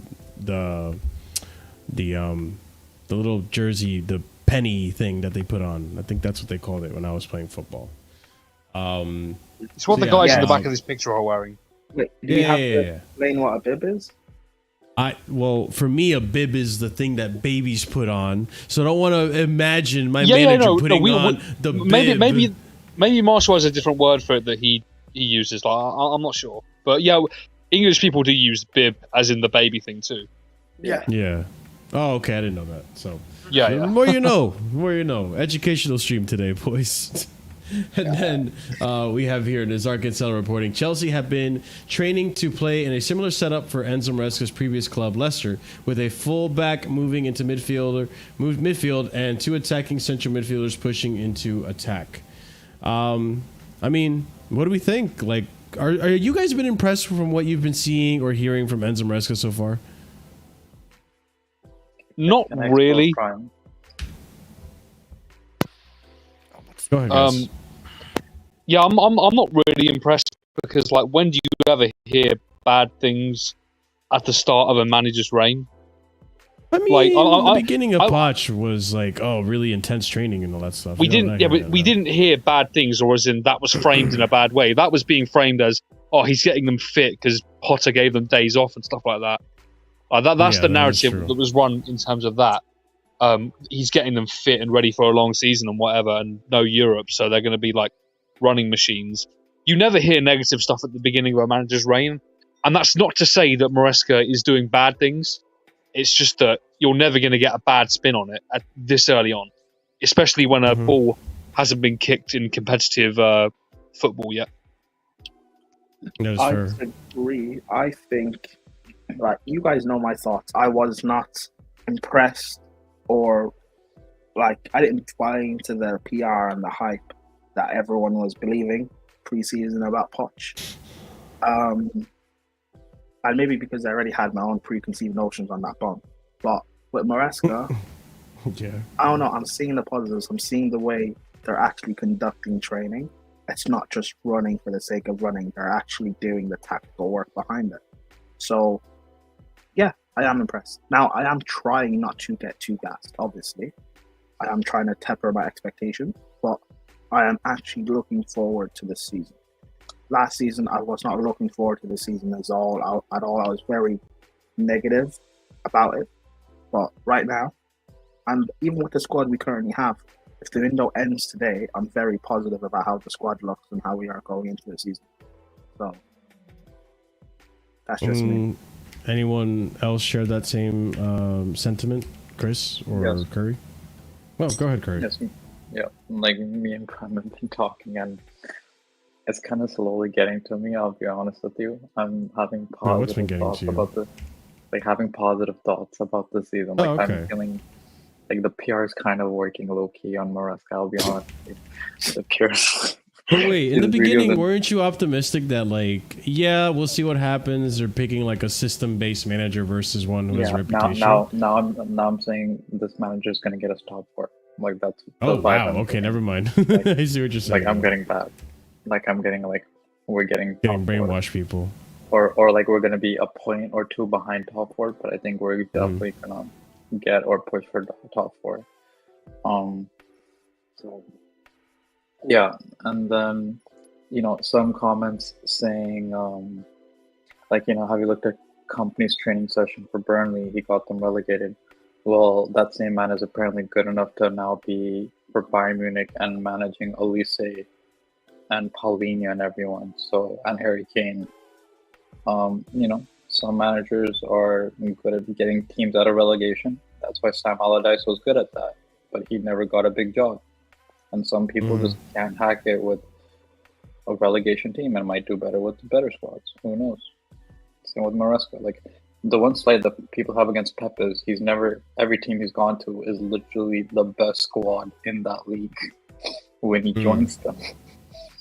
So we could also say with Pep, like, can you handle relegation squad? You know what I'm saying? So. Yeah. The other thing I was going to add to that, though, is to ask you or anyone in the panel. Didn't you always feel that if we just implemented a system or had a manager that actually had some semblance of tactics, that this team was capable of making top 4? Because we came pretty close last season. Yes. 5 points off. Agree? Yeah. So, like, I don't think it's too far-fetched to say that, Enzo's going to be that guy. Like, and yes, we're gassing training because that's how bad Pochettino was, not Cellini. Marshall, if we appointed Glasner when he went to Palace. Big up. Thank you for the raid, United Spurs of America. Everyone check up Jacob's channel. Big up to him. Big up, Jacob. If we appointed Glasner when he went to Palace, I guarantee we would have got top 4. Yeah. I mean, all we needed to do was win the the Burnley game. It was a Burnley game and the Sheffield game, or what? Yep. Wait, and we would have gotten top 4. Yeah, winning both of those would have literally gotten it over the line. Bro, my biggest, bringing up that other comment, my biggest worry now This one is this, Enzo. yeah. Essentially, that is my biggest worry.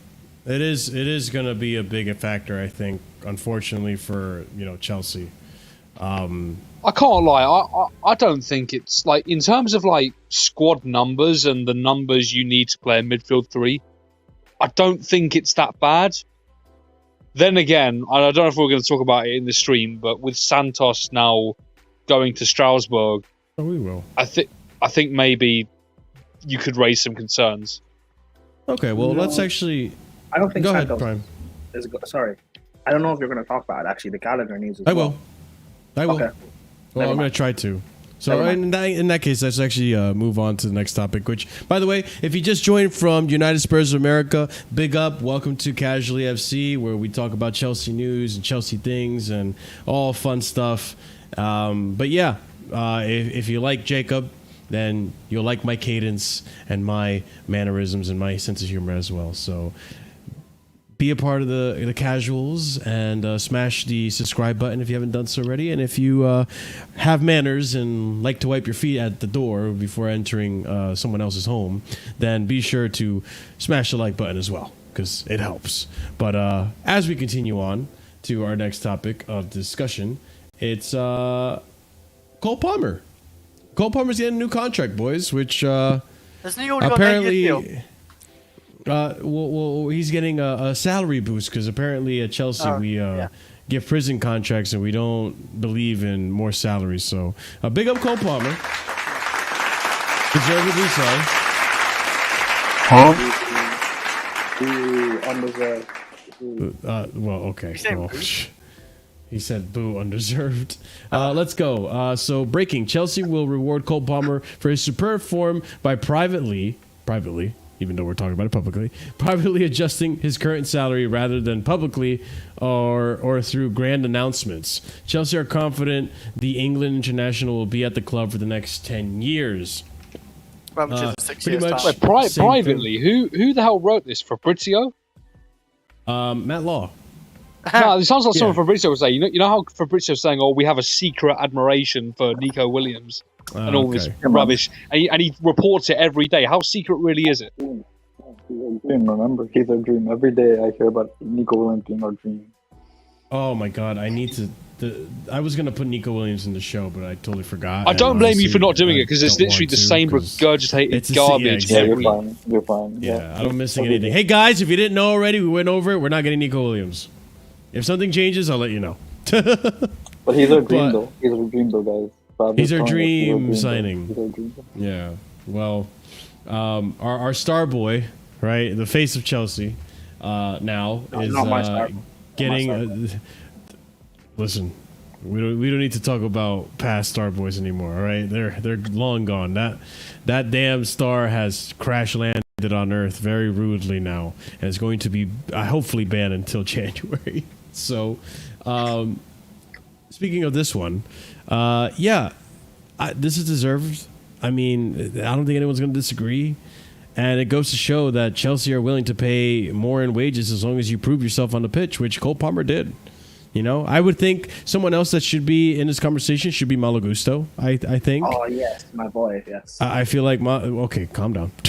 I feel like Malo Gusto should be in the conversation for potentially getting a wage boost too, because he was available and he was fantastic when he was. So I don't know if anyone disagrees with that. I Maybe think Chris that's going to disagrees. depend on Reece James. Unironically, like if he crashes and burns this season, and it gets to a point where he has to be sold, I think that's where Gusto could potentially get the bump, because then he will literally be our starting right back, both by default, and then if James were to leave the club. Oliver, Let's have it right. Oliver, we were having a good stream, man. Come on. What do you mean? What? Because I brought because up you Reece didn't bring James, up and you're Reece now. James? Don't make me speak on my guy, man. It's okay. Hey, You don't have to. It's not like Gusto's going to Madrid, right? Because Trent's taking his place, so You know, Oh. Trent is taking his place is He's been so linked much to more Madrid, yeah. offensive than anything I've heard this stream. Gusto's proper Chelsea man. Of course, he's not leaving. Proper Chelsea. Oh, now he's proper Chelsea fan. But I thought you were Gusto Madrid. Who the hell about you? Wait, I am confused. You are confusing me. I thought if Gusto went to Real Madrid, you were gonna go with him, and now he's proper Chelsea. I have to sell the Villa now. He's not going. He's proper Chelsea. I have to sell the Villa. I'm disappointed, man. I cried. Marshall, one last thing. You notice how our dream signing this window is Nico Williams and not that fraud Osimhen. You can hold that Prime. Yeah, we don't trust Nigerians so that's why we're going for the Spaniard. We don't trust Nigerians to win the AFCON. You reported Nico Williams as our dream signing. Fab every day, literally every day. Fabs. Oh, but Fabrizio's a fraud, right? That guy, Fabrizio. Cool. Believe him. It's cool. Believe him. The transfer has been a little bit like that. Believe him. I mean, you're not wrong. You're not wrong. fine. I mean, speaking of not being wrong, this is the worst transition I'm ever going to make, but hey, apparently Guiu is going to join Espanyol.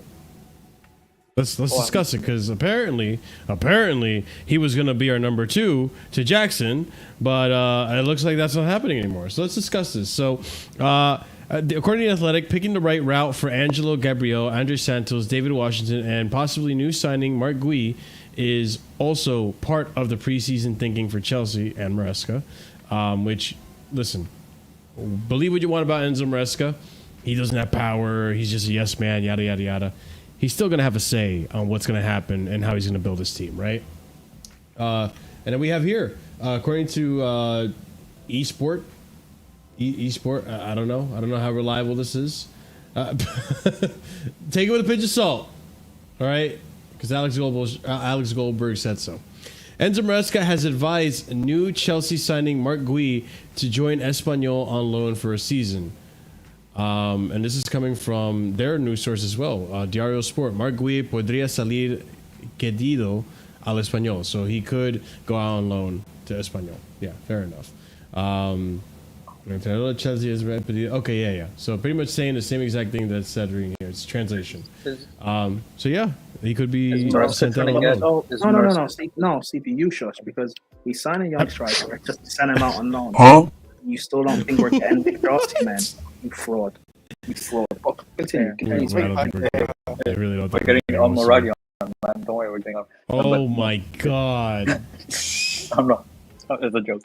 Hey, oh no, it's not a joke though. No, Ahmed actually thinks we're gonna get him. Like, he's really like. Okay. Well, we'll put that in the next segment. Marshall is Enzo trying to kill this man. Wait, Curry first, and then Prime. Is Enzo trying to kill this man? This man's telling him to join Espanyol, and he lives and is from a Barca academy. Do you know how fierce that rivalry is? Catalonia. Oh my god, that's actually. I didn't even think about that. Does no one think about Espanyol being the arch rival for Barcelona in Catalan? Yeah, this man's trying to make sure he can survive in Barcelona alive, man. That makes sense. If you can survive that, then you can play for Chelsea. Corey P. He's getting him ready for those stinkers at Stamford Bridge when the fans turn on him. Oh, you mean when he has to replace Osimhen if we get him? Fair enough, man. Jesus Christ! By the way, he's Nigerian as well. So either way, I'll get a Nigerian at my club again. I mean, how do you guys feel about the loan, though? Do you feel like he should stay? I mean, I don't know if he's going to be ready for Chelsea to play for next season, so a loan won't hurt. We still need we do need a better striker and Guiu. So we do still have David Datro Fofana, by the way. He hasn't left the club. You're signing Omicron is crazy. Fucking ridiculous. Fucking Andrew. I wouldn't mind that Fofana being a backup, though. I really wouldn't mind him being a backup. Isn't that a virus, Omicron? That was one of the C19 variants. Oh, okay. Yeah, what the fuck? I thought we were it's a Greek letter. Yeah. I think it's a Greek letter, but yeah. It is a Greek letter. Oh my god, dude. Wait, who was someone was saying something before I read that? I lost was that Chris? I think it was Chris. No, like I said, like Guiu is just not gonna be good enough to stop Chelsea. I'd rather, yeah. whatever his name is. It doesn't matter to me. He But- literally told us how to pronounce it. You Yeah, insensitive and I prick. forgot. I forgot. Marshall, Alright, you nearly fair said enough. gay here earlier. No, I didn't. I said we. It sounded a little bit like gay. I still don't even know how Saying to his say gay, name, by the saying way. his name if he had scores at Chelsea, it's gonna be great, man. Oh, who cares? We're flipping him for profit. God damn. Guys are heartless. No one has a path to fucking Chelsea. Dacia Fana deserves to Marshall, be back up Marshall. next season You know anyway. who does have a path to Chelsea? Victor Osimhen, bring him home. All right, we'll go over Victor Osimhen very shortly, but continue on this guy not having a chance to play at Chelsea, Chris. It's just like I said, he's no point. It's really no point playing him. Like he has how much experience at Barcelona? Not much, like for the main team. So he needs to get like first team experience, like somewhere in Spain, Germany, France. It doesn't matter where. Just let him have his loan, and then we should actually like bring back to Chafana like as a loan. Are we loaning him back out? I don't even know what's happening. Not yet. Not yet. Well, we may The see plan the, is to loan him or sell him. well, if we plan to loan him, then we have to loan Guiu as Guiu. I think the reports were saying we might be trying to sell Fofana. We are selling Fofana. And to Yeah, be that's what I completely saw honest with recently. to be completely honest with you, I don't blame them from the financial side because we would make a profit Yeah, that's based fine. on him having a decent loan at Burnley, like in the Premier League. You know, there would be good eyes on that, and plus we only got him for 10 million anyway. Washington. We don't even Yeah, know what yeah. Washington is, man. Like literally, he's just playing for the under 21. We don't know what he is. He's a Like, striker. Guys just Like, as dehumanized him. a footballing commodity, we don't even know what he is. Oh, okay. Oh like, my is he god, even I human? worded It's that just really a- poorly. Just a I name knew on the it. list. No, Bro, I knew, he's- I knew what as you far as meant. I'm aware, he he's- is a name Marshall, as of- far as I'm aware, he's an idea. He's just a concept. He's an idea because I've never seen this guy He's just before. a figment of our imaginations. I've He never played seen for him. what, 15 minutes or something for the club or something? Apparently, he's meant to be on our bench all the time, but I don't see him. Right, yeah, I don't see him either. I don't even know what the player really looks like, to be honest, outside He's of as the pictures real, shown. he's as real as Arsenal's Champions League trophy. Right? Ooh. There you go. No, he's Prime Those are the said kind of he's shots as I real. support. No, that's what I'm saying. Prime was saying he's as real as Nigeria's AFCON hopes. You know what I'm saying? Yo. This is a rivalry as old as time at this point. Oh my god. I'm just prepping some. How did some- Canada do? How did the Canada do? They did shit. Damn, he really Hey, went. we He won went the to same Copa amount as America. Nigeria did. Hey, we won the same amount as No, Nigeria that's did. not He true. crossed the That's Atlantic Sea not to make true. this comment, That's not dude. true. No, hold on, Marshall. That's not true. You lost in the semifinals. You didn't go as far as we did. Oh my god, so you're doing an Arsenal, like Also- we made second and place. also- We're doing putting an Arsenal. Oh my god, we were the closest to And winning. also, in the Oh my competition God. you play in, you guys don't have a round of 16. You played less games than we did as well, and you still didn't get far. damn. This Embarrassing. is the time I need to prep my You show. know- You know who made it to FIFA. You know who made it. Who was the best team in When's the North last time you? America? When's the last time you won a trophy? You can hold that. When's the last time you won a trophy? You can hold When's that. the last time you won a trophy? More Last time you recently than you. When's We the were last time, literally like, the best team. Nigeria won one. When's the Oh, last time? Chris, you're Welsh. Don't speak to I me. mean, we all lose here. We all lose. We all We're fucking not. We're not all countries, losers. I've got. yeah, I've no, got medals. yeah, no. We all don't win shit. It doesn't I've matter. got. Don't do this. no, I've got medals. I've got medals. Chris, I've got medals. I got Chris, you're medal too, wrong. man. It's hanging. The sport we care about in Canada, we win that. But some people, Nigeria, don't win theirs. You know what I'm saying? Oh, CP. Yeah, When 200 did million population, we got 30. We when can did hold Canada that. win in football? What have you won? Nothing. Yes, and Oh, no. Nigeria, man. Let's go. We've won things, bro. We've won When's things. the last time? What do you say? When was the last time? I'm actually curious. Chris, you're Welsh. Why are you speaking? I'm actually. Wait, he's actually curious. I'm actually. Chris, you're Welsh. Why are you It speaking wasn't. to me? It wasn't a 90s, was Chris, it? stay out of African Yeah, business. I think it was 2012. Chris, stay out of African business. Not.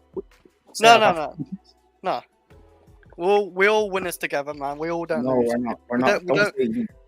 You don't win We shit. are saying we because like each country we rep and support just don't do anything. Don't say we. Like I could say Rick- when Wales like Rick- beat Belgium and everything in like 2016 and stuff, and I've almost seen- beat I've Portugal. seen my nation win a trophy in its lifetime. Don't say we.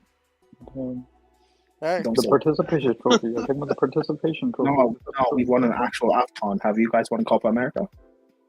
Hey, man, they just opened it up. Well, for us this okay, year. hold on. Technically, they're not part of Copa America. They were invited this Yeah, year, so yeah, their you cup could is have- you could CONCACAF. What's America yeah, one? you What's could America hold it. one? You could hold it. So Marshall, you had to invite them because you felt sorry for them. Yeah.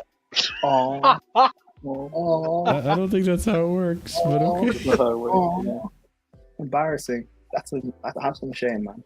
Have It's some just shame. like- So they invited you to a we're competition. not teams like Spain, Germany, who's we? France. Who's we? Like all of us, you know, we don't win shit.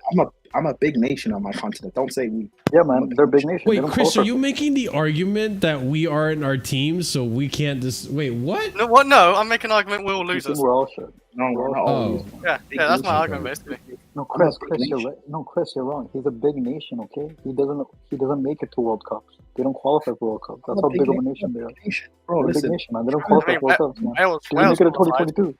Did they make it in Canada 2022? getting to a semi-final and losing is a I success. mean, Wales Hey. qualified to the World Cup. Hey, Nigeria Canada losing qualified. to the That is final- true. Canada qualified for World Cup Nigeria 2022 and losing to a 2026. You know final all is that. embarrassing because we're a big nation. It's a difference, Man, bro. big nation, man. Qualify for 2022, man. Qualify. Hey, win a trophy. Win a trophy. Qualify. Speaking of winning trophies, I have finally There you go. We got ready the to. Yeah, you guys. I needed you guys to stall, so thank you. I We should finally do got this the all the next time, man. segment ready. Okay, so since we're in the topic of strikers now, right? I moved some things around, and we're just gonna do it. We're gonna talk about the striker update. So here's a little striker roundup, and we're gonna get to the Osimhen part of this. But first, we'll start off with another. He is Nigerian, right? I hope he is. Oh my god! Otherwise, this stream is going downward so quick. This stream is. You know what? Yeah. We'll start off with Samu. No, he's not. Omoridi. Oh, I'm God ready. damn it! He is Oh, Nigerian. I'm ready. Oh I'm Jesus ready. Christ! You scared the shit out of me. Fucking damn it. Okay, John Duran I know is Colombian, but Samu is Nigerian. Spanish Nigerian. Yeah. Spanish Nigerian. Oh, He okay. plays in a Spanish youth level, but he's also Nigerian. So yes, Oh, I thought. Okay, so he has Spanish citizenship. I didn't know that. yes. He grew up in Spain. Okay. So yeah, starting off with the number one option, I guess. Chelsea will look closely if top striker becomes available. Interest in John Duran and Jonathan David has decreased, but Samu Omoridion is also being monitored. Chelsea still appreciates Samu and thinks he's one of the best strikers on the market. It's on Atletico Madrid if they open the door. Chelsea are there, but they are exploring other options. This was only like 11 days ago. Then we go. Samu 20 of Atletico Madrid is one Chelsea are keeping a close eye on. Then we continue with the Jonathan David pretty much update. Nothing has progressed with Jonathan David and Chelsea so far since interest has revealed a few weeks ago. He's available around £20 million this summer. And I'll be honest, now that Copa America's over, pardon me, sorry, now that Copa America's over, it's looking more and more likely that this is not going to happen because there's been no new updates or anything on this player. Then we continue on. Enzo Maresca wants to look at his striking options with Nicholas Jackson, Christopher Nkunku, and Mark Guiu already on the books. Their performance and fitness levels in preseason will dictate whether Chelsea push to sign another striker. And then we have another tweet right here from Enzo Maresca, or of Enzo Maresca, is that he wants to give everyone a chance before making decisions on who to transfer in and out. So I guess of the strikers we mentioned so far, I mean, we got welcome Surfer, we got Omicron, Jonathan David links have lessened. No one's even talking about John Duran, and we could potentially not make any signings and stick with what we have. Can I hear Surfer's opinion on Omicron? I know how much Surfer loves Omicron. That's his song.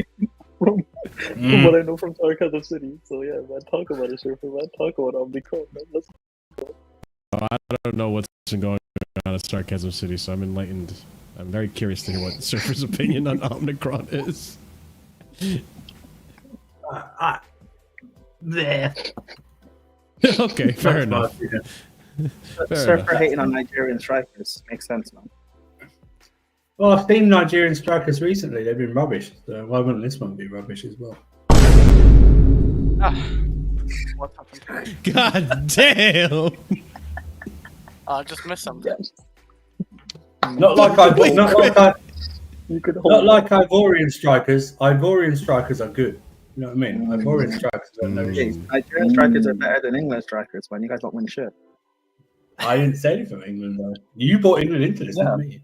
Yeah, Surface from Trinidad. I'm big up for Trinidad.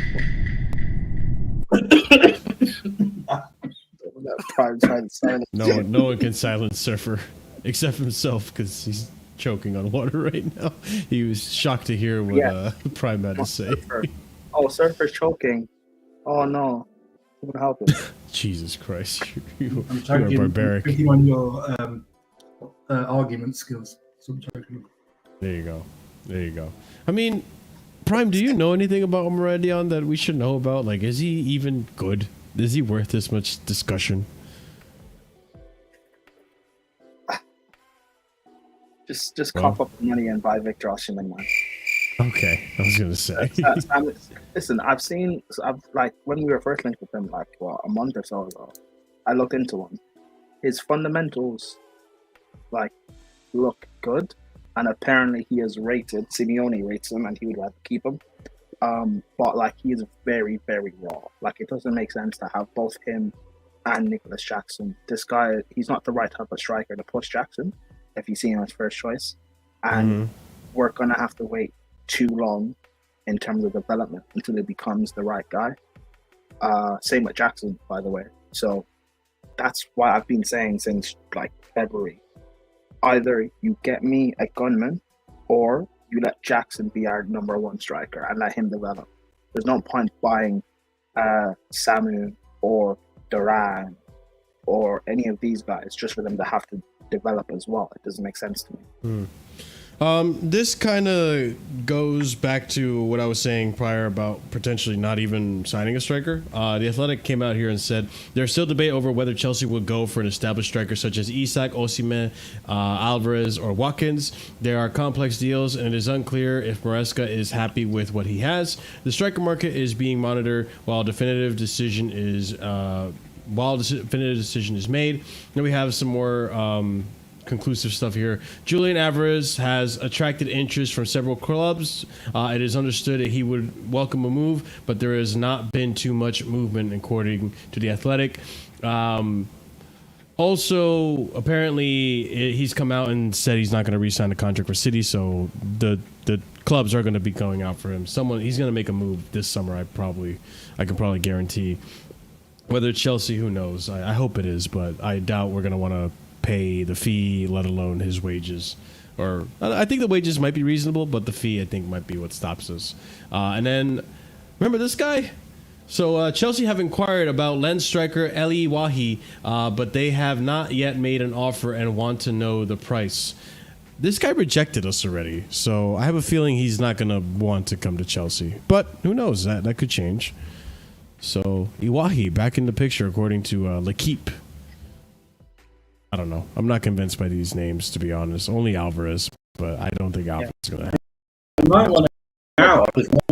He might want out because no one's going to be watching that league next season. So, you know. Yeah. That is true. When Mbappe gone, no one's watching that league. That's also true. Oh, that's a great point Zerfer brought up. I'm going to use that for the next transfer news we talk about. Thanks. Okay. The Mbappe not being in Ligue 1 anymore, and Ligue 1 is washed. Is that what the argument's going to be? Well, not that it's washed, but it's the fact of no Mbappe at PSG, and the league is losing a lot of money and stuff. It doesn't make sense for Victor to go over there to PSG. To PSG, yeah. But he also likes not being noticed, right? Because he's not noticed or seen in finals. So it's a good league for him to be in. These strays are crazy. You guys are all out war, man. But since you mentioned, you guys know I am offended by all of this. So. That's good. I'm glad. Since we mentioned Osimhen, why not? Let's go into the Lukaku news, which actually relates to Osimhen. So let's go ahead and discuss this. Lukaku and Napoli apparently agree a deal. So this has to do with Victor Osimhen. We'll relate it in a second. Victor Osimhen has an offer from Chelsea FC, Saudi Arabia, and PSG is working on him. This is according to Fabrice Hawkins 6 days ago. Then we have here, Chelsea will not pay crazy money. If the conditions change for Victor Osimhen, we shall see. The package needs to be different, according to Fabrizio Romano. And we heard multiple times now that Napoli needs to lower their price if they want to sell Osimhen. And I believe that Osimhen does not want to stay at Napoli another season. I like that. I like the reporting of that.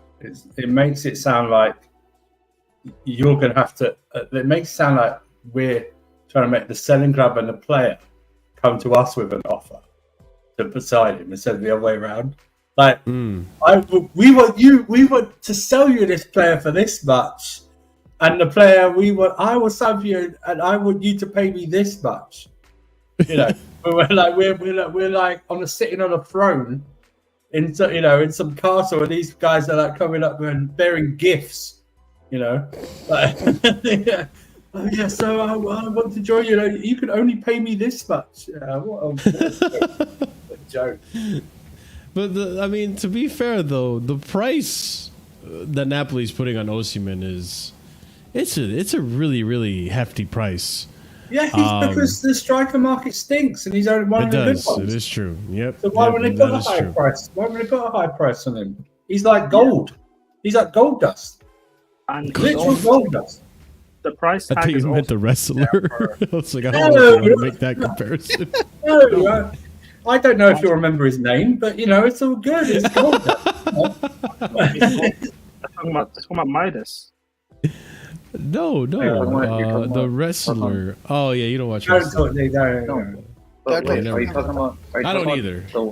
Are you talking about the one material that doesn't conduct any electricity or is brittle as shit? You're talking about that, right? Gold dust, right? The metal gold. The one we just give random monetary value to. Okay, yeah. That's awesome. And yeah, he's brittle and because of his injury record and flimsy. Yeah, fair enough. He is a gold dust. No, because I'm taking you literally. I'm just talking about this guy. Well, why do you want to happen? I was talking about this gold dust. And that's what I thought he meant when he talked about gold dust. I don't know who that is. Anyway, you don't guy. He's a serious person. No, you don't need to know.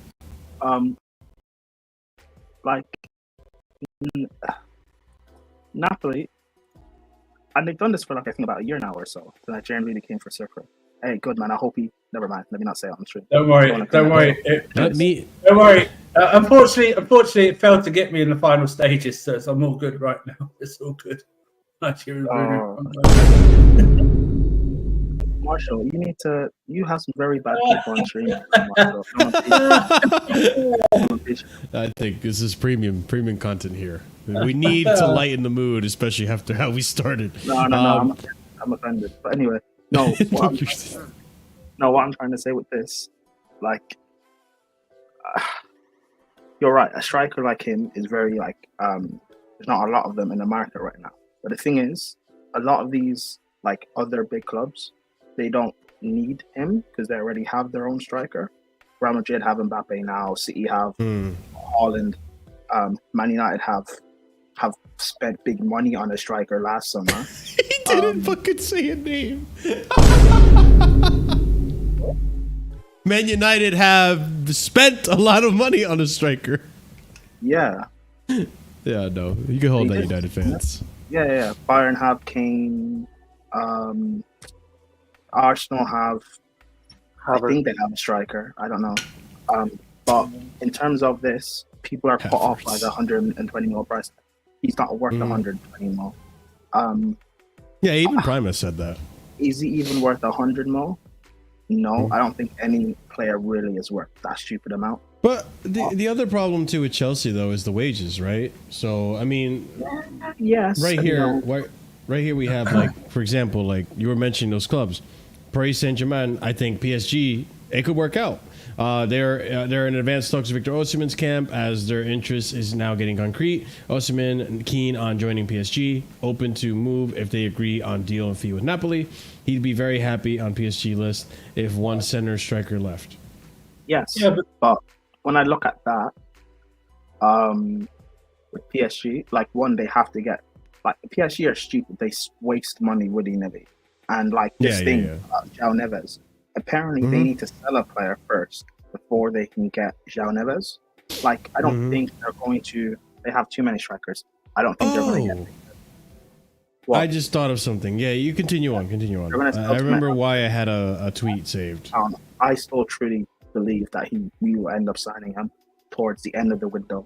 They want Lukaku. We're giving them Lukaku. Like, the deal makes so much sense for us not to be able to get done. The wages, yes, it might be a lot, but eventually, if you want to buy, if we want to continue to improve and get better and get back to the pinnacle of football, we're going to need to sign players or a few players that are quote unquote the best in their position. Whether or not you believe he is a different conversation. But to get a player that's one of the best in their position, you're going to need to spend that sort of money. Well, let's go to this now. Manchester United have agreed to personal terms with Manuel Ugarte. Contract terms discussed between player on moving to United without Champions League football. Club to club talks continue with PSG as more clubs are inquired. Same as agent as Lenny or George Mendes. So, if they strike a deal for Ugarte, they sell Ugarte off the books. They get Neves and they get Osimhen. Right. This is a bunch of like transfer chess, by the way, transfer window chess, because the reason I keep pointing at the Lukaku Napoli agreed deal, right, is because this has to do with if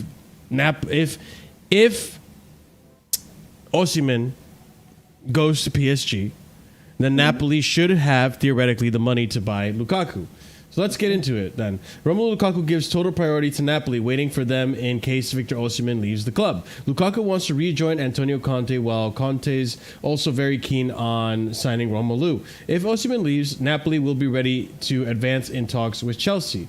Romelu Lukaku keeps waiting for Napoli. He wants to work under Antonio Conte again. Romelu will reduce his salary from 11 million euros net per season to 6 million until June 2027 to sign for Napoli. Deal depends on Napoli, Chelsea negotiations, and Osimhen exit, with PSG pushing. Chelsea demand £33 million for Romelu Lukaku, but Napoli can only spend £21 million for him now. There is no agreement between clubs yet, and it depends on Victor Osimhen, according to Pletigol. And then lastly here, Napoli, according to the Marzio, which I think when it comes to Italian sources, he's reliable. Napoli has agreed a 3-year contract with Romelu Lukaku worth £5 million a year plus a bonus. They now have to agree to a deal with Chelsea, who want £29.5 million for him, but Napoli want to spend less. If you sell Osimhen, we can get rid of Lukaku. You see why I say it's perfect? Because Napoli can't buy Lukaku until Osimhen goes. No. Chelsea don't want to spend the big money on Osimhen. They want to cut it down as much as they possibly can. PSG, in theory, want Victor, but they need to sell or get rid of one of their strikers. That's why I keep saying that this, and Lukaku doesn't want to go anywhere else. Saudi have links, but he doesn't want to go to the Saudi league, and no other Italian club can really afford him. So that's why I keep saying this deal will go down to the wire in the transfer window, because eventually no one else wants Lukaku, no one can afford Victor. We will have to do a deal. We will have to do it just because no one else will take our players. I mean, I feel like if I understood you correctly, you're implying that Chelsea have to make something happen with Osimhen to get rid of Lukaku? No, I'm saying that I'm saying that Lukaku only wants Napoli. Saudi have been linked to Lukaku. The Saudi clubs have been linked to Lukaku, but he doesn't want to go there. Italian clubs were linked to Lukaku during the window, but they can't afford him. Okay, I see what you're saying. Napoli is the only club he's been willing to take that pay cut for. Victor, he's been linked to PSG, but as we just saw with Ugarte leaving and Neves going in, they need to sell a striker to bring in Neves because of the stuff going on in League One. Chelsea, we want to try and cut down the price tag for one and also his wages for Victor. Eventually, the deal will go down to the end of the window, and I think we'll end up signing Victor and they'll end up getting Lukaku. There'll be some sort of exchange. Maybe I think we'll end up getting the deal done between the two clubs. I truly believe that towards the end of the window. I don't know if I agree with that. Or Conte may like either Moani or or Ramos and try and include them in the deal. Well, Osimhen, and then we're fucked. There's not been any links to Napoli for either of those two strikers for one. And two, you and I know Antonio Conte. You have to give him what he wants or else he will screw you over. He wants Lukaku. Yeah, so, but he also might go, well, let me take a look at one of those two. They might work. Include them in the deal. But if that's the case, why haven't it been done already? I don't know. Why haven't we done the deal? Why if it's so obvious to include Lukaku in this deal, why don't we just do this now? Because I said it will be done towards the end of the window. But why? Why not wait now? Why not give Maresca the chance to start off soon as possible? I agree. I agree. But they don't they want to try and get the price and the wages down as much as they can. This is the point. This is just unrealistic. What they're trying to do, just unrealistic. I don't understand. So it's just you have to pay the big bucks to the big players. You just have to do it. I think they will end up doing that towards the end of the window. I don't know why they just don't go in with 250 right now and then laden it with incentives. You want the bigger money, the wages will go up. When you get in the Champions League, the wages go up. And incentive the goal bonuses, incentive even more. Just go in there, include, because everyone keeps forgetting this. Napoli signed this guy for 88 million euros. Wasn't 40 or 50 million euros. It was 88 million euros they signed this guy for.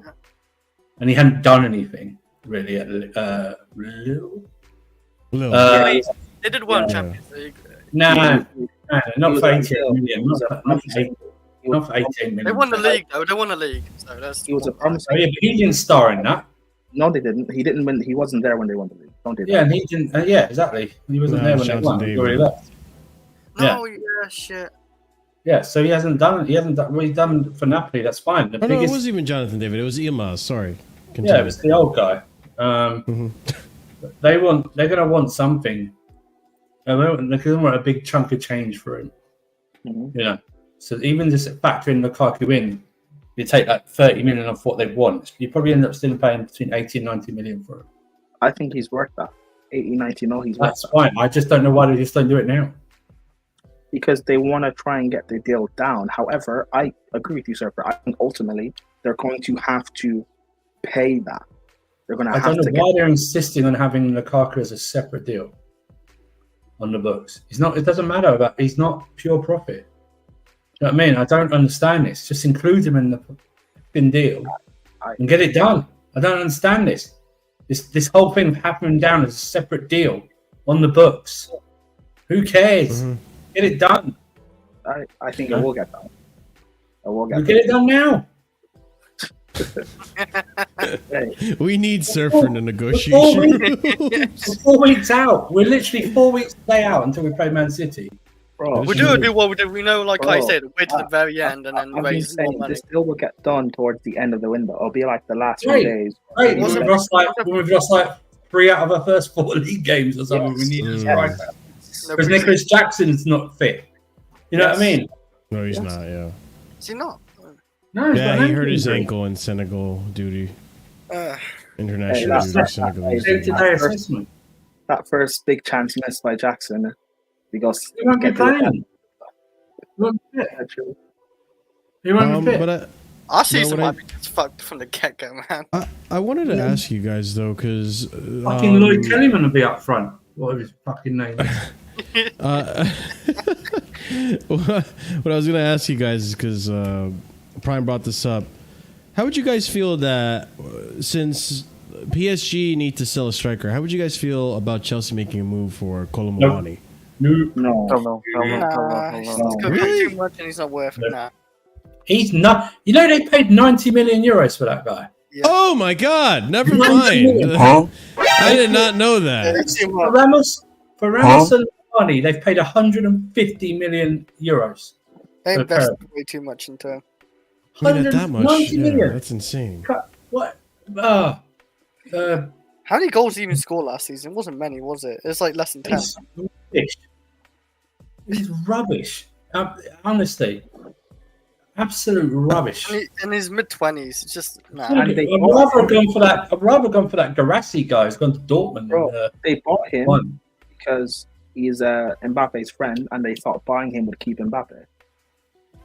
I understand De Laurentiis is a tough negotiator, but why not just go in it for it now and just try your luck? What? Instead of waiting, you know. But De Laurentiis doesn't have anything to stand on, really. If PSG are not willing to buy Lukaku, Osimhen, they have nothing to stand on in this deal with us. So what Chelsea are doing is risky per se, but the ball will end up in our court. We will have control. I don't even know why we just don't go in with it right now. It's not as we spent big this summer anyway. You know what I mean? We're not spent this big. We're not going to really. We're not going to spend big anyway. Realistically, we're not going to spend big this summer because we've done it the previous two. Do you know what I mean? We've done it the previous two. I don't know why we just don't go in there, whack it down. 95. Here's the Lukaku. It's over what you actually want, but we're going to do it in these installments.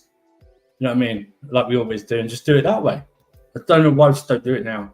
Get Osimhen in, get him prepped for 4 weeks on the US tour.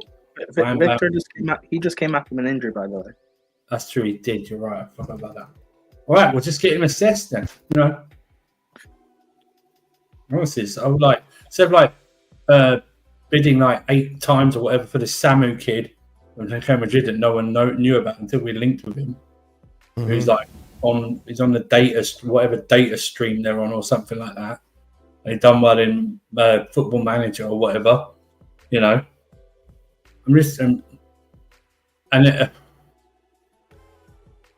Yeah, it's not. Man, I love Surfer, man. It's just I don't understand. I understand it's just very frustrating. Just But wait till we It's get like- to the it's like they're goalkeeper trying. It's like they're trying to discussion. they're trying to go and finesse everyone by going, yeah, we set the terms. What? What do you mean we set the? What do you mean it's the seller's market? Do you know what I mean? You don't set. Oh no, if you don't lower your if you don't lower your asking price and the players don't lower his asking price, we're gonna walk away. Ooh, scary. You know what I mean? We're the ones in a desperate position. Yeah, but Surfer, you say it's a seller's market, but no one else wants him.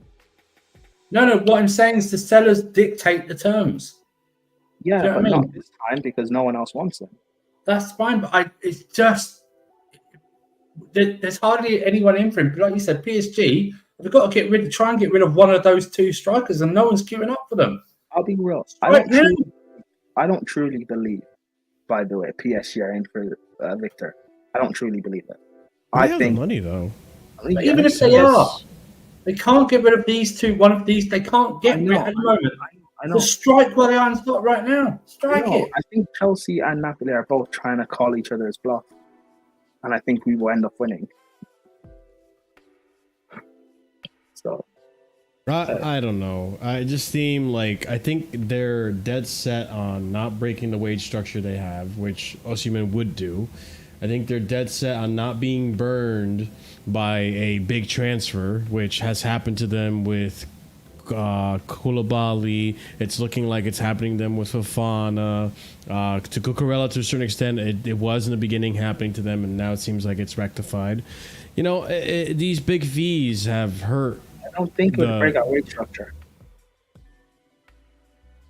How? Why do you think it would break our wage structure? He's not gonna want. He's gonna want over 200K a week, which I don't think any of our players are making. But why would that break our wage structure? Because I thought everyone had to start like 150 I or thought something. I was under the impression that most of our players earn less than 200K a week as a base, and then have to earn their way up to incentives to earn more money. He's earned to be paid more than you said 200K. He's earned that. No, Chelsea Yeah, hasn't. he's a rare commodity, so you're gonna have to pay more. What he has done in the game, Which I'm willing to pay more, obviously. Well, it's not my money, obviously. I mean, we did that for Sterling. But that was before the structure, Chris. Yeah, but even with this new structure, since this new structure, the players we have bought has done what he's done in the game. I think that structure is only for like up and coming players and like moderate players, you know, and then it's built in like they said. They said they would be willing to pay over whatever for the right player, plus reward players in-house. Like you're hearing with Cole Palmer's wages are essentially going to be doubled, you know. And the reason, you know, and the incentive is you want to get paid more, get us into the Champions League, then your wages will go up. Yeah, play. You know, wages have gone down at Chelsea because we're not in the Champions League. The incentive is part of your wages improving is to get into the Champions League. But actually, these contracts are actually what fans have been calling out for decades for. Incentivized contracts. Yeah. Having to work for more money. This is what fans have been crying out for. Now with Osimhen and someone not like him, you're gonna have to give him more as a base salary. And incentivize it even more with the goal bonuses and stuff like that. Well, he also deserves it though, because there's a reason why we want him. There's a reason why he costs. Sarr wasn't earning 200K. He was earning 120. There's a reason why we need, like, because he's one of the, in terms of proven strikers, there's not many out there. There's no anyone out there that's available. You're not gonna go for Guiu because he's an unknown. There's no one else.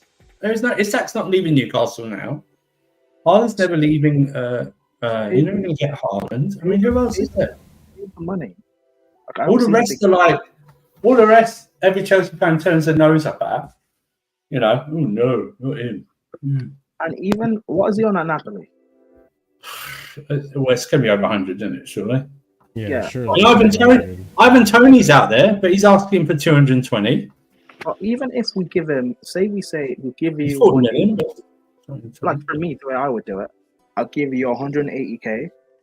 You reach 25 goals for Chelsea, 30 in all comps. You get a bonus there. We get back in. If we get top 4, you get a bonus there. If we finish 3rd, you get a bonus there. If we win Conference League, you get a bonus there. If we win FA, I give so much incentives for it. So even though the base salary may not be what you want, the incentives more than makes up for it. Right.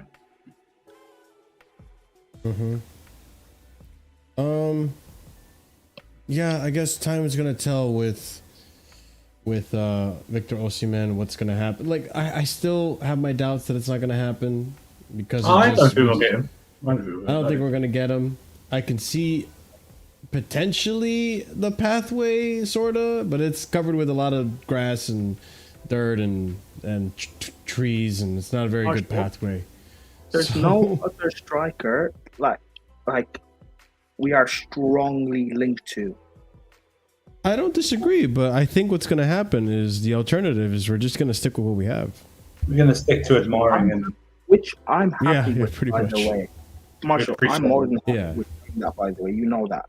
But that would mean we went through the whole window, going for Osimhen, Duran, Amodion, and we failed to buy a single striker. They clearly want to take a risk, right? Like they clearly want players that are cheap, right, or cheap-ish, in terms of like how much we have to pay an initial fee, and we could put him on a cheap wage or a lower wage, and take a loss doing that, but also potentially merit big rewards because that player could end up being the next big thing.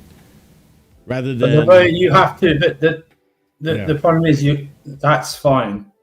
But you have to then think how you're going to get there to flip these players. You can only do that by them playing, or having players getting you into a position where suitors go, oh my god, he plays with Chelsea, they're doing so well, like we've done previously. Do you know what I mean? Which is kind of why I'm surprised. Like what's happened with Man City now, when all their lesser players get sold or their youngsters get sold. You know, oh, they play for Man City. Oh, they're under Pep. You know what I mean? They got trained by Pep. Let's buy him. We've done the thing. We've done the thing with the unknown with Guiu, whatever his name is. Do you know what I mean? Guiu. So why not just go? Well, do you know what the biggest outlay we've done this summer is KDH, right? 30 million.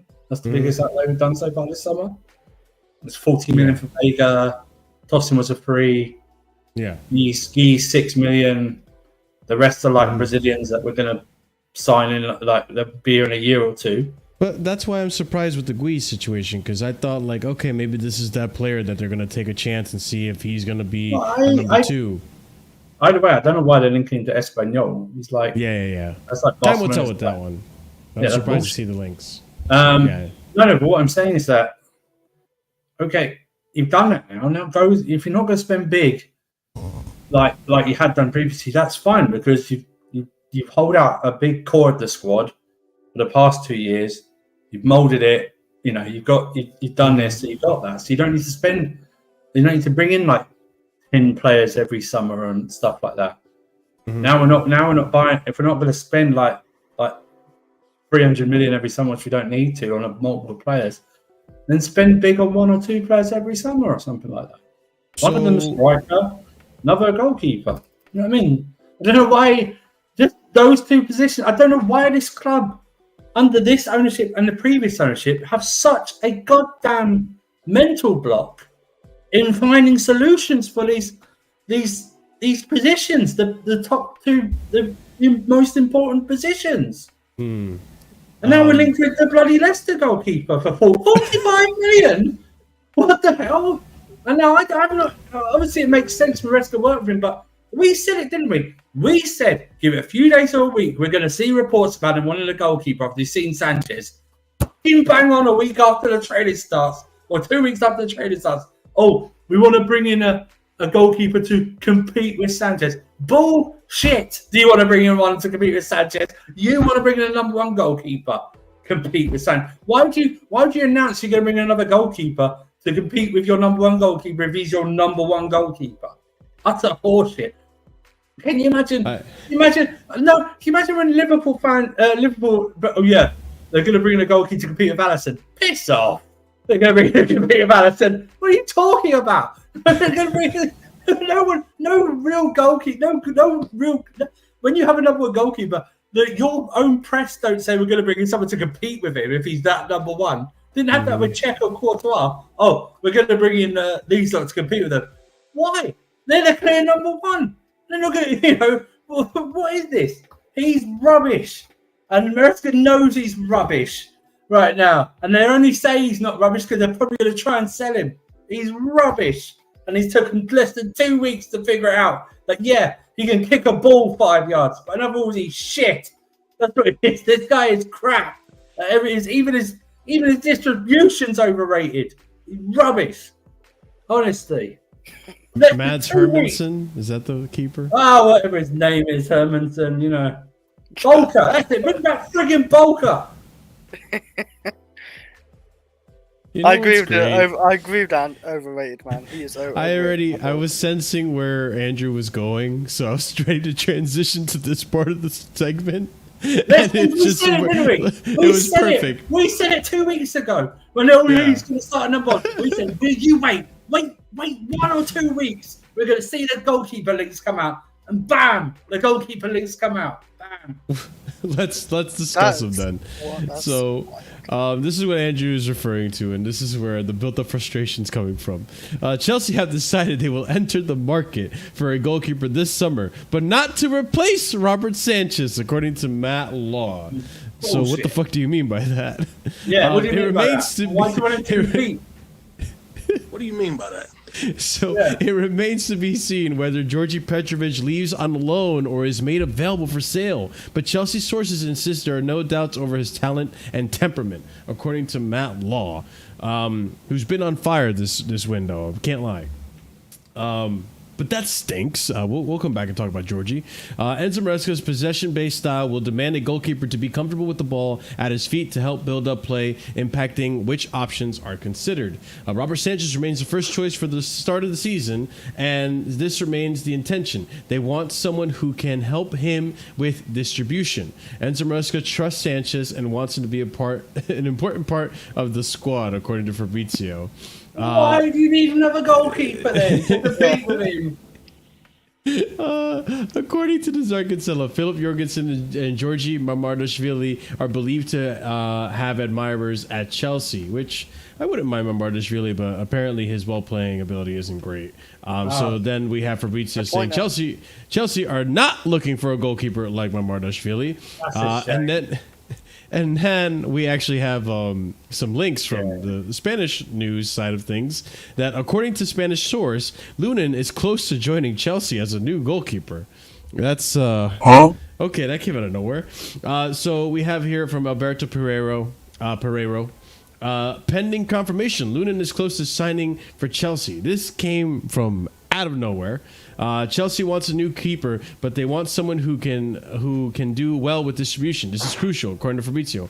Lunin has an offer from Madrid, but has not yet accepted it and is considering his options. No approach from Chelsea at the moment. It's quiet.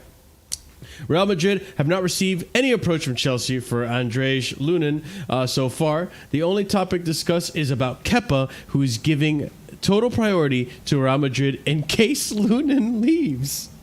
Kepa received formal proposal from Al Ittihad, but still waiting for Real Madrid. Chelsea are looking in the market for a keeper, but they have to offload Kepa first. So it all comes back to Kepa, ladies and I gents. forgot about Kepa. Yeah, everyone did. Who is waiting for Madrid? They are not looking for a keeper like Georgi Mamardashvili. It's a different approach and point of view, someone with good distribution. Kepa is rejecting big money for Real Madrid. He wants to return even as a backup. They goalkeeper. don't rate you as a backup. You're like a third choice. It's not a third choice. That's why he's waiting for Lunin. Why? They bought him in when Courtois got injured on loan. Mhm. He then got injured, I think, and then Lunin replaced him, and he couldn't get back in the team. And then Courtois came back, and Lunin was on the bench. He wants to be third choice. Kepa Arrizabalaga is out of the plans for Saudi club Al Ittihad. The club's new board of directors unanimously agree not to go for him. He's not a big name, that's why I don't care for him. And then this is the recent tweet that Surfer was talking about. PYS saying right here, Enzo Maresca is a big fan of Mads Hermansen, valued at around £45 million. Unclear whether anything develops at this stage. That's its goalkeeper, Leicester. It's understandable. I think it's a lazy link. I think it's a lazy link. I really do. Yes. I hate this. Oh, it's got to be good with his distribution. What the fuck? If he can pass his own teammate, for Christ's sake? That's all I care about. Really, what his name is, like, he'd be perfect. What? He can't pass. Is that what we're saying? Rubbish. I agree with you. I think that this day and age, these goalkeeper links, I think there's way too much an obsession with ball distribution. I think the main thing that a goalkeeper needs to be good at is saving the ball, reacting and making saves. Decision making. That stuff. Like, I think that needs to be the key priority. I think Mamardashvili is brilliant. We saw in the Euros, he had a brilliant tournament. I think he's a class keeper. So the fact that we're not linked with him anymore is actually kind of saddening to me. Oh, you want the ultimate? Okay, it's all about distribution. Okay, go to Porter and put 70 million down for Diogo Costa. Yeah, if it's that Diogo Costa is important. another one. If it's yeah. that important, put it down. I swear to God, if they go for this guy for 45, That's crazy. I'm going to be pissed that you can't go for another 25 or something and bump it up to Diogo Costa. It'd be like the Allison thing with Kepa, where we should have chose Allison. Yeah, Mads Hermansen is the Leicester goalkeeper. Yeah. Why is he worth 45 million? What are we talking? I don't know. When we're talking about goalkeepers that can pass, we're talking about someone who can literally take the ball at their feet, is calm with it, and can pass it anytime. Pass it sideways, pass it forward, whatever, to their own player. Are we really saying that some of these goalkeepers like Marshalldbdx can't do that? Is that what we're saying? Is it that important? Is it that important that he can't do it? I'm so sick of this. I'm thinking how much is like Alisson is the best goalkeeper in the world. His distribution's okay. It's not the best. Yeah. Like Edison's better in distribution, but Alisson's better than Edison. So this whole obsession. I tell you what, I'll see our outfield players to go into a better position, and then they can receive the ball. You know what I mean? Even so, right? Like there was let's see if I can find a tweet. There was a tweet here earlier about like finding someone to help him develop that or something. Yeah, he's 25. Modric's finished 25. He's not even in his prime. Yeah, it says that this remains the intention. They want someone who can help him with distribution. So get Marshalldbdx and get someone that can help him with distribution. Exactly. Yeah. Help him with distribution. Because he's not even going to be that much. He's probably going to be less than that. Less than goalkeeper. Yeah. Yeah. Probably Oh, 100%. Million. Maybe like 40 million or something. Yeah. Put it down. Like, because I think all of us here can agree that when it comes to saving ability and stuff, I think Marshalldbdx is clear. Like, he is better than Sanchez. Petrovic is good, too. But that's the other thing, too. If Petrovic, we know, from what we've seen, okay, like, I don't want to put recency bias into it, but I think most of us can agree that Petrovic, in terms of saving ability, looked better than Sanchez. Why not improve on Petrovic? Why have to spend, then? If you want to improve on the distribution, then why go out in the market and try to spend on another goalkeeper, then? Why don't you just improve what you have? Why don't you keep Petrovic as number 2 in him and help him improve and get this idiot off the book, even if it's on loan? Tell Kepa, that's fine. Give Kepa to Madrid on loan for his final year of his contract. Done. And then he walks away free. They have to pay all his wages. Get it done, and then buy Marshalldbdx from Valencia, 40 million. Just get it done. And help him. Look, why are we helping this guy? It's so like I don't understand how Maresca. Listen. If it's true, why Maresca didn't learn from? He played against Sanchez in the FA Cup. You see how lackadaisical Sanchez was in taking his time in passing. He nearly got caught out like 2 or 3 times in that first half. He did. He's so slow. He's so slow. He thinks he's got all the time in the world. I mean, he's so lucky. That first part of last season, he got away with so much in goal. Oh, he did. With his lack of pass and everything like that. Honestly, just a waste. Or Bolka. Get Bolka. Fine, get Bolka. Get Bolka. Exactly. He can do both. Get Bolka. Yeah. And the Chelsea Yadars will love him because he's already got that stamp of approval. And he knows Chelsea DNA and all that shit. That's fine. Honestly. It is baffling. I mean, to compete, he's number 1, but you're going to bring someone in to compete with him. That means he's not your number 1. That means you're not settled on him as your number 1. Yeah. You can spin it either way. Oh, it's competition. You don't have competition for a number 1 goalkeeper. It doesn't happen. If you watch NFL, the reason that the second string quarterback doesn't get paid as much as the first string is that he's not that good. He rarely comes into play at the NFL. Do you know what I mean? You don't have that at goalkeeper. You don't have that. No top team has very rarely had a 1 and 2 goalkeeper situation that good. Man City have got it now with Edison and Ortega. We've had it a bit. We had Cudicini and Czech, and then Czech and Courtois. and stuff like that. But it's very rare that your number 2 goalkeeper is very good. You know what I mean? They're good for the occasional cup game, and that's great. Like Willie Caballero was for us. Good for the odd cup game. I actually rate Begovic as a backup. You're fine. He was a number 1 goalkeeper. No, yeah. You know. I think again though, like this. Unfortunately, I think. Well, let's hope this is the reason, right? I think a lot of this relies on whether or not Lunin gets a move, so that Kepa goes to Real Madrid. Because apparently he's happy being number 2 there. So, whatever, dude. Maybe. Listen, I think it's kind of funny. Yeah, it'd be great to see him gone. But if all things happen, right? If Kepa actually goes, then I want to see how Chelsea move for a goalkeeper. Because apparently that's the thing that's holding them. Because right now with Kepa in the books, there's 4 goalkeepers. We got Gaga Slolina, Petrovic, Sanchez. Slorena's going to go out on loan, and Slorena's going to go out on loan. Yeah, and there's the other one too, Bergstrom. No, not Bergstrom. Whatever. But he's going to go out on loan somewhere. Kepa's going to go to Real Madrid, whether it's a sale or on loan. Yeah. And then it's Sanchez or Petrovic. And I think Petrovic's got more to mould with Petrovic. You know what I mean? He's already shown it. I mean, Petrovic's younger. No, I think like a year or something. But he's got more. You know, he's got more to show for me. I don't think the kicking's much different. He'd be a good backup. He'd be a good backup goalkeeper. That's what he's bought for. Number 2, fine. Get Sanchez out and get Bolka or Villa or whatever. I am willing to see what Maresca can do if he can improve Sanchez, but I'd rather just get another goalkeeper. That's my 2 cents. I've seen enough of Sanchez. I've seen enough. He got injured. Fine, no problem. Anyone gets injured. Petrovic came in. He then came back, and he couldn't get back in the team. He got injured again. But you know what I mean? He couldn't get back in the team. How did he get injured? Petrovic was better. Petrovic outperformed him. He did. Do you know what I mean? He outperformed him. And he's got too much. He's got too much.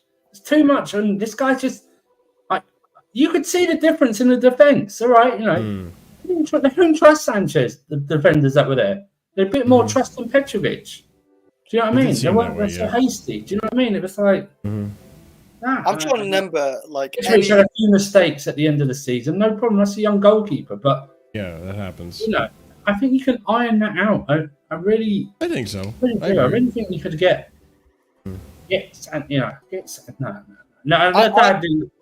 one's going to sell me the point of number 1 if you're buying a goalkeeper to be in competition. That means he's not your number 1.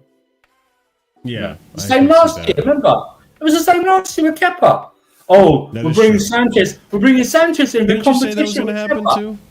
Yeah, it was the same story. We're bringing Sanchez into competition with Kepa. And we were all here last year going, how does that make sense? If Kepa's your number 1, why are you bringing someone in this competition? And then overnight, he just goes overnight, and then he wins. Yep. Kepa wins. Yeah, it happened right after Fulham, I think. Right after the Fulham friendly, he just got up and left. Yeah. So, hey, we'll see what happens with Sanchez. I do hope, like, I really do want to see like a Mamardashvili signing or Diego Costa. I like those keepers. Or I mean, if they want to scout a keeper, go for it. I've been looking at Bolka. Looks good. Bolka looks good. Yeah, why not? For me, he was the best goalkeeper in France last year. So he looks good. Yeah. Yes, they are. And with that said, I'm now going off. I'm going to play pro clubs, Sarcasm City playback. So join us there after this stream. There you go. It's on YouTube as well. So I'll be taking out my frustrations out on those guys. Sanchez on 90k. Sanchez not on 90k, is he? I don't know. Frankly, I don't know.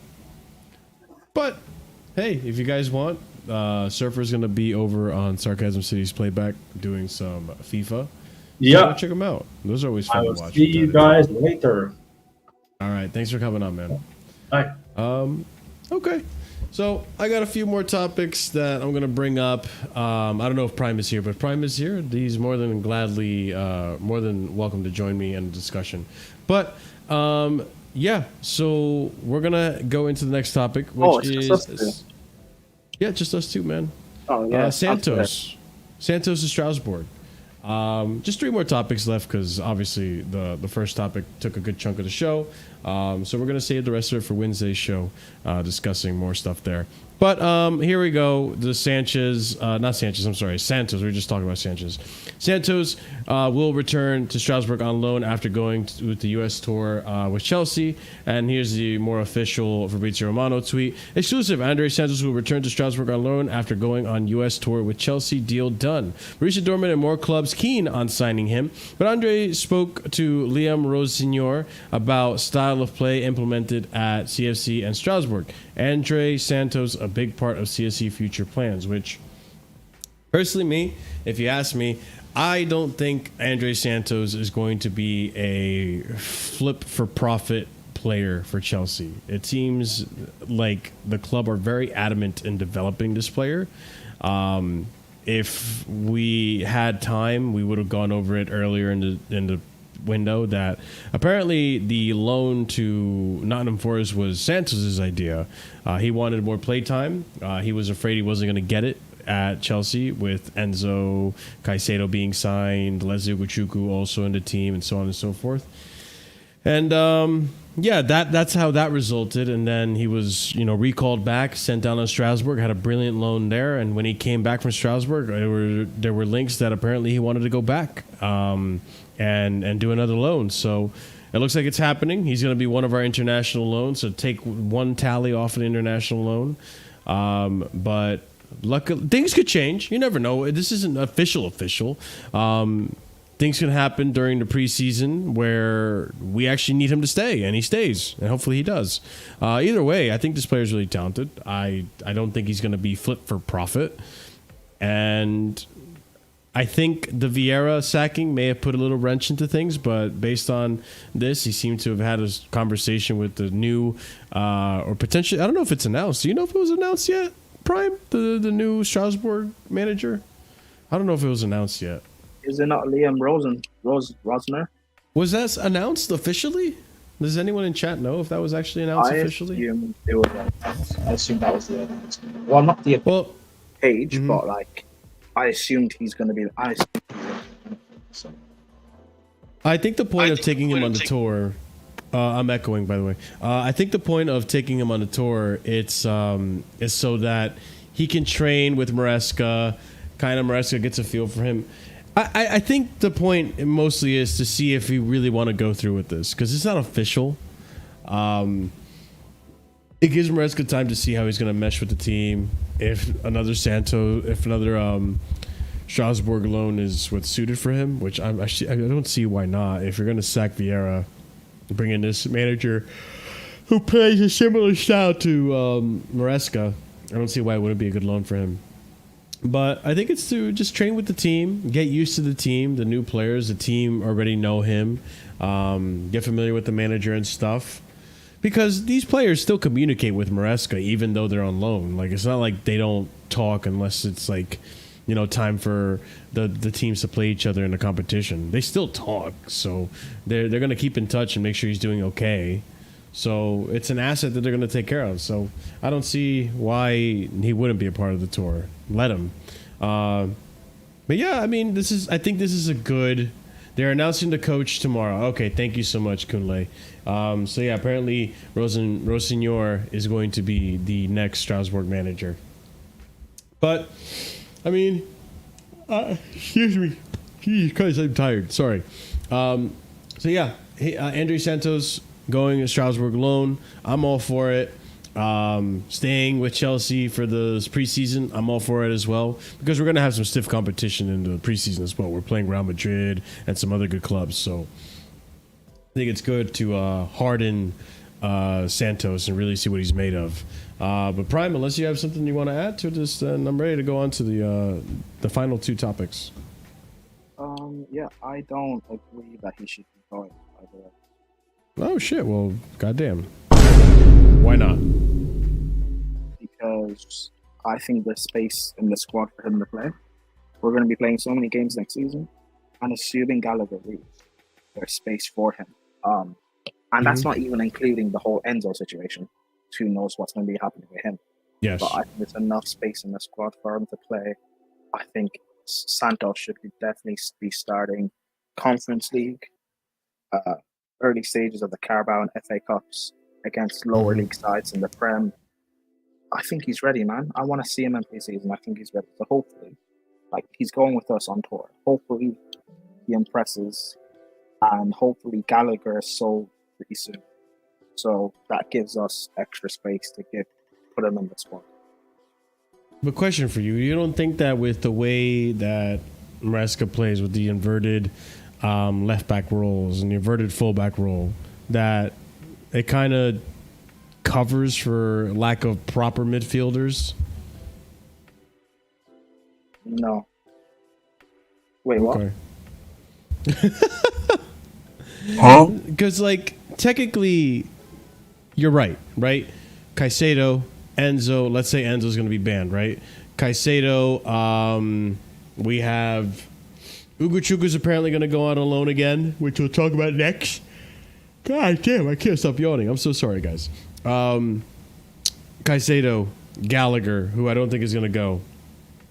Ugochukwu, who I think is going to get on loan. We have Cassidy, potentially. Carney can technically play in that position. Poch did it. I mean, we don't have very many options in the midfield, which you're right about. We have Dewsbury Hall, who can apparently, so 6 midfielders. If I take Leslie Ugochukwu out of that conversation, leaves it with 5 midfielders. Technically, with the inverted fullbacks, that's an extra 2 midfielders. You know what I'm saying? So are we really missing in that position, or really light in that position? I don't know. Yes, we are. Okay.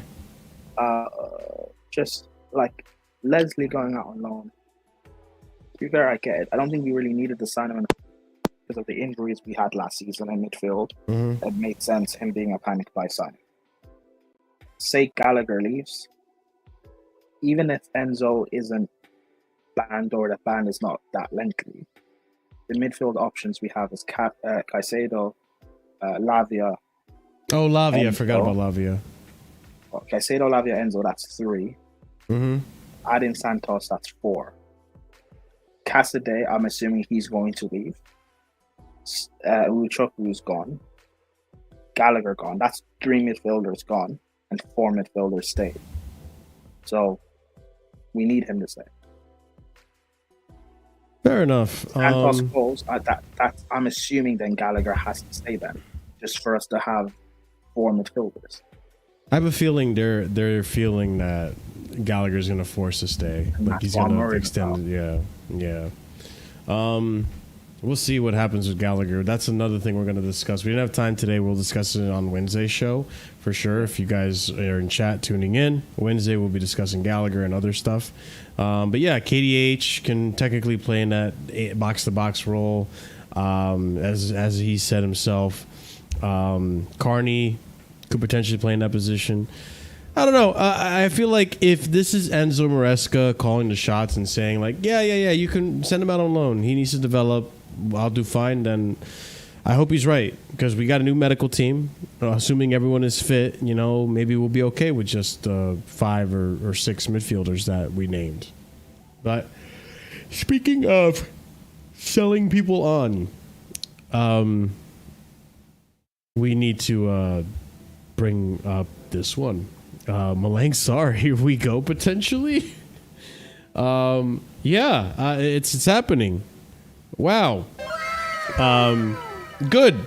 But also not really surprising, because this club was in for him, I believe, last window, and the deal fell through for whatever reason.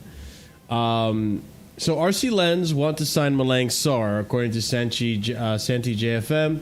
And then we have breaking. Malang Sarr will join Lens after an agreement is reached. He will have a medical in the next 48 hours.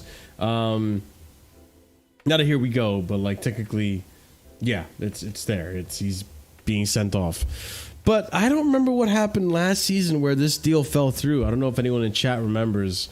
But I know something happened where he is still here. Where he something went wrong with the transfer and he wasn't able to go. But it was something about the wages or something, I think, where he wasn't happy with the wages he was going to get paid. and so he kind of opted to not go. But then again, later in the season, we heard he was really upset and devastated that he's not playing for Chelsea. He feels like an outcast and depressed and all that stuff. But I mean, hey, listen, if this time around you finally agree to deal, then so be it. Something like the Ziyech deal, we didn't send the papers or something. I don't think it was that. I think he just didn't want the pay cut. Yeah. It's Kunle, you also remembers it that way. I remember it that way. I don't know if Prime, you remember it that way. He didn't want the pay cut or something like that for Lens. That's why the deal fell through last season. But I mean, good for him. I don't think we're getting a fee for him. Most of us forgot he was in the team. Pochettino didn't even know he was part of the team. So yeah, I mean, medical concerns, was it? Yeah, I don't remember what it was, guys, but Malang Sarr, wish you the best, my friend. It was nice having you at Chelsea, being part of the Lone Army and now part of the Todd Bowley army. I don't know, but hey, I'm happy for him, man. He we shouldn't have bought him in the first place. We derailed his potential and stuff. So I'm happy he's getting the move. He can go out and play games. So yeah, good for him, man. Yeah, I mean, I don't have much to say. Not like I don't like Malang Sarr. Like I don't have an opinion on the guy. So whatever he wants to do, yeah, good for him. I mean, I remember I wasn't happy that he was feeling down in the dumps about not playing football when that was reported last season. But yeah, so if that's the case, then you took a pay cut, go play your football now, man, and then work your way back up. Last season? Yeah, apparently, he took a pay cut. He didn't want to take a pay cut, but he was upset that he wasn't a part of the Chelsea first team anymore. It was lonely. He felt depressed. He didn't have his friends or anything. I thought that was a couple of years ago. He said that. That was this past season that he was reportedly upset about, his career and how it had gone. So, I remember I brought up a whole thing depression and all that stuff is serious. The mental side of the game is serious. We say they're players, but at the end of the day, they do have feelings. And yeah, you're right. It really was his fault, so he can blame himself. Yeah, that's what we were saying too. If you really wanted to play football, then you should have just taken a wage cut, dude. You're living off of the Chelsea wages. So it is what it is. He finally decided to take a wage cut, I guess, to join Lens, and now he's on his way to Lens, and good for him. As he should be playing football. So there we go. And I see people in the chat just sending heart emojis and celebratory emojis for Malang Sarr leaving. It's kind of wild, but hey, good for him. Malang Sarr, I wish you the best, man. Okay, we get a round of applause. Okay. Last but not least on our show today, which is running over 3 hours, which was expected to happen with the whole Enzo stuff. Leslie Ugochukwu loan. Yes, apparently Leslie Ugochukwu came back from the France Olympics team because he didn't want to be a part of the reserve team, which I think is hella disrespectful that he was even in the reserve team to begin with. Wait. What? So Henry was doing all that big mouth talk just to not have him part of the actual squad. Yeah, he was part of the reserves. I think I have in one of these tweets. So, Chelsea will review loan options for Leslie Ugochukwu during the transfer window. The priority would be Ugochukwu to go out on loan to another Premier League club, with 3 teams registering interest. There are also clubs in Europe who are monitoring the situation. Leslie Ugochukwu will go out on loan with 3 Premier League clubs interested, including Everton. Several overseas clubs are interested, but he wants to stay in the Premier League. Following Chelsea's request, Leslie Ugochukwu will permanently leave the French Olympic football team and will no longer be available as a reserve, according to Fabrice Hawkins. So there you have it. He was in the reserve team. He wasn't even in the first team, or even the squad for that matter. And then right here, Leslie Ugochukwu expected to leave Chelsea this summer as a club now planning for a loan move. Chelsea want Leslie to develop and play on a regular basis. Understand Premier League and Bundesliga clubs are showing concrete interest. Listen, I think Leslie Ugochukwu is a good player. I think he got the shit end of the stick because of Mauricio Pochettino forcing him to come into the game earlier than when he was ready for, as we saw with a lot of players and how they were treated with their injuries. Being part of the reserve squad for France is a waste of time, if you ask me. Like, dude, work on getting loaned out and developing and playing in the preseason rather than just sitting, waiting for a call from France in case a player gets injured and you can come and be a part of the squad. So, I don't think he's going to go to Strasbourg because we need to save our international loans. But I think with him, a Premier League loan wouldn't be a bad idea because I think he needs to develop into the physicality, especially if he's playing as a DM. He needs to get more used to the physicality that is, brought with Premier League games. I don't know if you disagree, Prime, or if you have any input on this, but yeah, Leslie Ugochukwu is now going to go on loan and not over to don't do a Matson. Yeah, true, and not go to France. Yeah. I agree he needs a loan. Apparently it's going to be with Everton. And as much as I agree that like him learning the defensive side of the game under Shandaish would be brilliant. Yeah. But the way we want to play and playing on the ball, you're not going to learn that under Shandaish. So you don't think so? No. Like, this is my logic, right, Prime? I'm thinking, obviously, we're not going to play dice ball, right? But if he's exposed to constant attacks and sitting back and just defending, I think it'll refine his skills as a defensive midfielder. I hear it. I don't disagree with you. But yeah, I don't know. I think maybe a loan where he's more suited towards our style of play. But then again, we tried doing that with Gilmore when we sent him to Norwich. Look how that turned out. So I don't mind this loan, I'll be real. Like, learning the defensive side of the game under Sean Dyche is a good thing. But in terms of the technical aspect of things, playing on the ball, how much will he improve? I don't know. Yeah. I mean, I don't know how much it's going to improve him either. I can't sit here and say. Like, I don't really know how well, because our track record now with Premier League loans haven't been too hot. But what I will say is that, I could see the argument of just developing him as a defensive midfielder and having him have a certain role in the team. I hear it. Yeah. I can hear that conversation. So, yeah, we'll see. Hall, Cassidy, Santos. Yeah, we're going to see what's going to happen with these players. Hall. Why are you bringing up Hall, though? Lewis Hall's been sold. Cassidy and Santos are still on the team. They don't play our loanees in the PL. Oh, I see what you're saying. Yeah, but I feel like Leslie Ugochukwu is not even like a young player. Well, he is young, but he's not like a developing player. Like, he's a starter in other teams. I think the reason we didn't see him play for Chelsea often was because he got injured again with a bad injury. What happened? Santos, Cassidy. Paul, Santos, and Cassidy. I think these are all examples of players that we sent out on PL loans and they didn't get a chance to play. Or English loans. Yeah, I mean, Cassidy was playing at Leicester for a bit. He played at Leicester, then he got recalled. Santos didn't play at Nottingham Forest because they signed like 100 players that window. Yeah. And Hall's just not a good player. So. Oh my God. Yeah, I mean, I don't agree or disagree with that.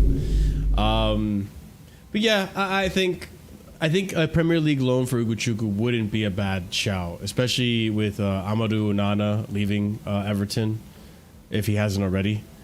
I could see him filling in those shoes. I think Leslie Ugochukwu is a good player. I think he's a first-team player for other clubs that are not Chelsea, that don't have an Enzo, Caicedo, or Lavia in front of you. And time will tell. I think a Premier League loan could work out for him, but I'm just worried because our Premier League loan track record is not good. So, any final thoughts, Prime? No, just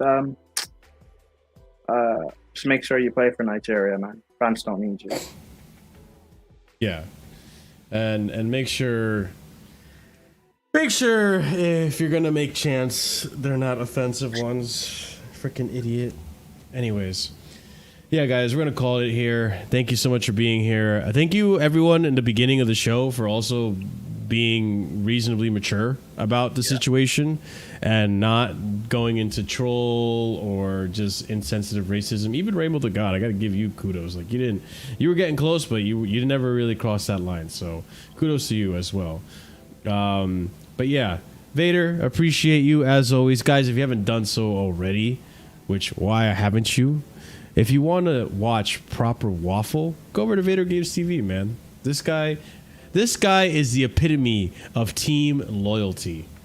This guy is loyal to his team till the end. All right, Man City till the day he dies. So go check out Vader Games TV. Lovely channel there for Man City content. Go check out Prime on Twitter and TikTok. His links down below. Ahmed's down below. My other links down below. All that fun stuff down below.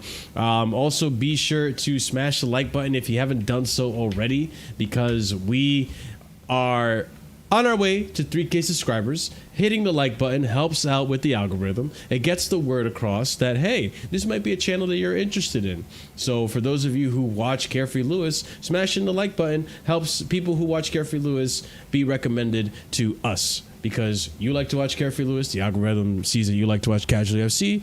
And if you like it, it links it up. It puts 2 and 2 together like a nice little algorithm should. And it spreads the word of Casually FC. So, ladies and gents, I appreciate you guys smashing the like button. Subscribe if you're new, because like I said, we're on our way to 3K. And go ahead and say what you got to say, Prime. All right, before you end it, if anyone watching this on the playback, particularly the first part of the show, let us know your opinions on the whole situation with Enzo and with Argentina. You know, obviously keep 100%. Yeah. Let us know what your thoughts are. Do you guys agree with what we've said? Do you disagree? You know, let us know. Yeah, 100%. Listen, I know some people that watch the show that don't necessarily want to be part of the chat. I get that. You can do so in the comments section, respectfully, obviously. Listen, I know before coming into the show, I did as much analysis, much different opinions as I could to hear every perspective I possibly could, which is why I came, in my opinion, as prepared as I did for this show in terms of the Enzo Fernandez bullshit that happened, right? And I'm saying bullshit in terms of what happened is bullshit. I'm saying in sense of what he did is absolute bullshit, and you shouldn't do that. But yeah, so let us know your thoughts below. What do you think in the comment section should happen to Enzo, or what you even thought about what we said? So big up Ahmed as well. But yeah, guys, that being said, we are going to raid out to the Sarcasm City channel. They got Surfer that was here earlier playing some pro clubs, so we're going to go ahead and join him and banter him in pro clubs. So all you got to do is copy and paste the raid message right there, ladies and gents. Let them know where you're coming from. And we'll catch you again on Wednesday to continue on with whatever we missed on today's discussion. And yeah, we'll go from there. And ladies and gents, we appreciate you being here. We appreciate you being respectful. And we appreciate everyone who participated in today's discussion and the panel as well. So as always, guys, have a wonderful night. Stay casual and peace.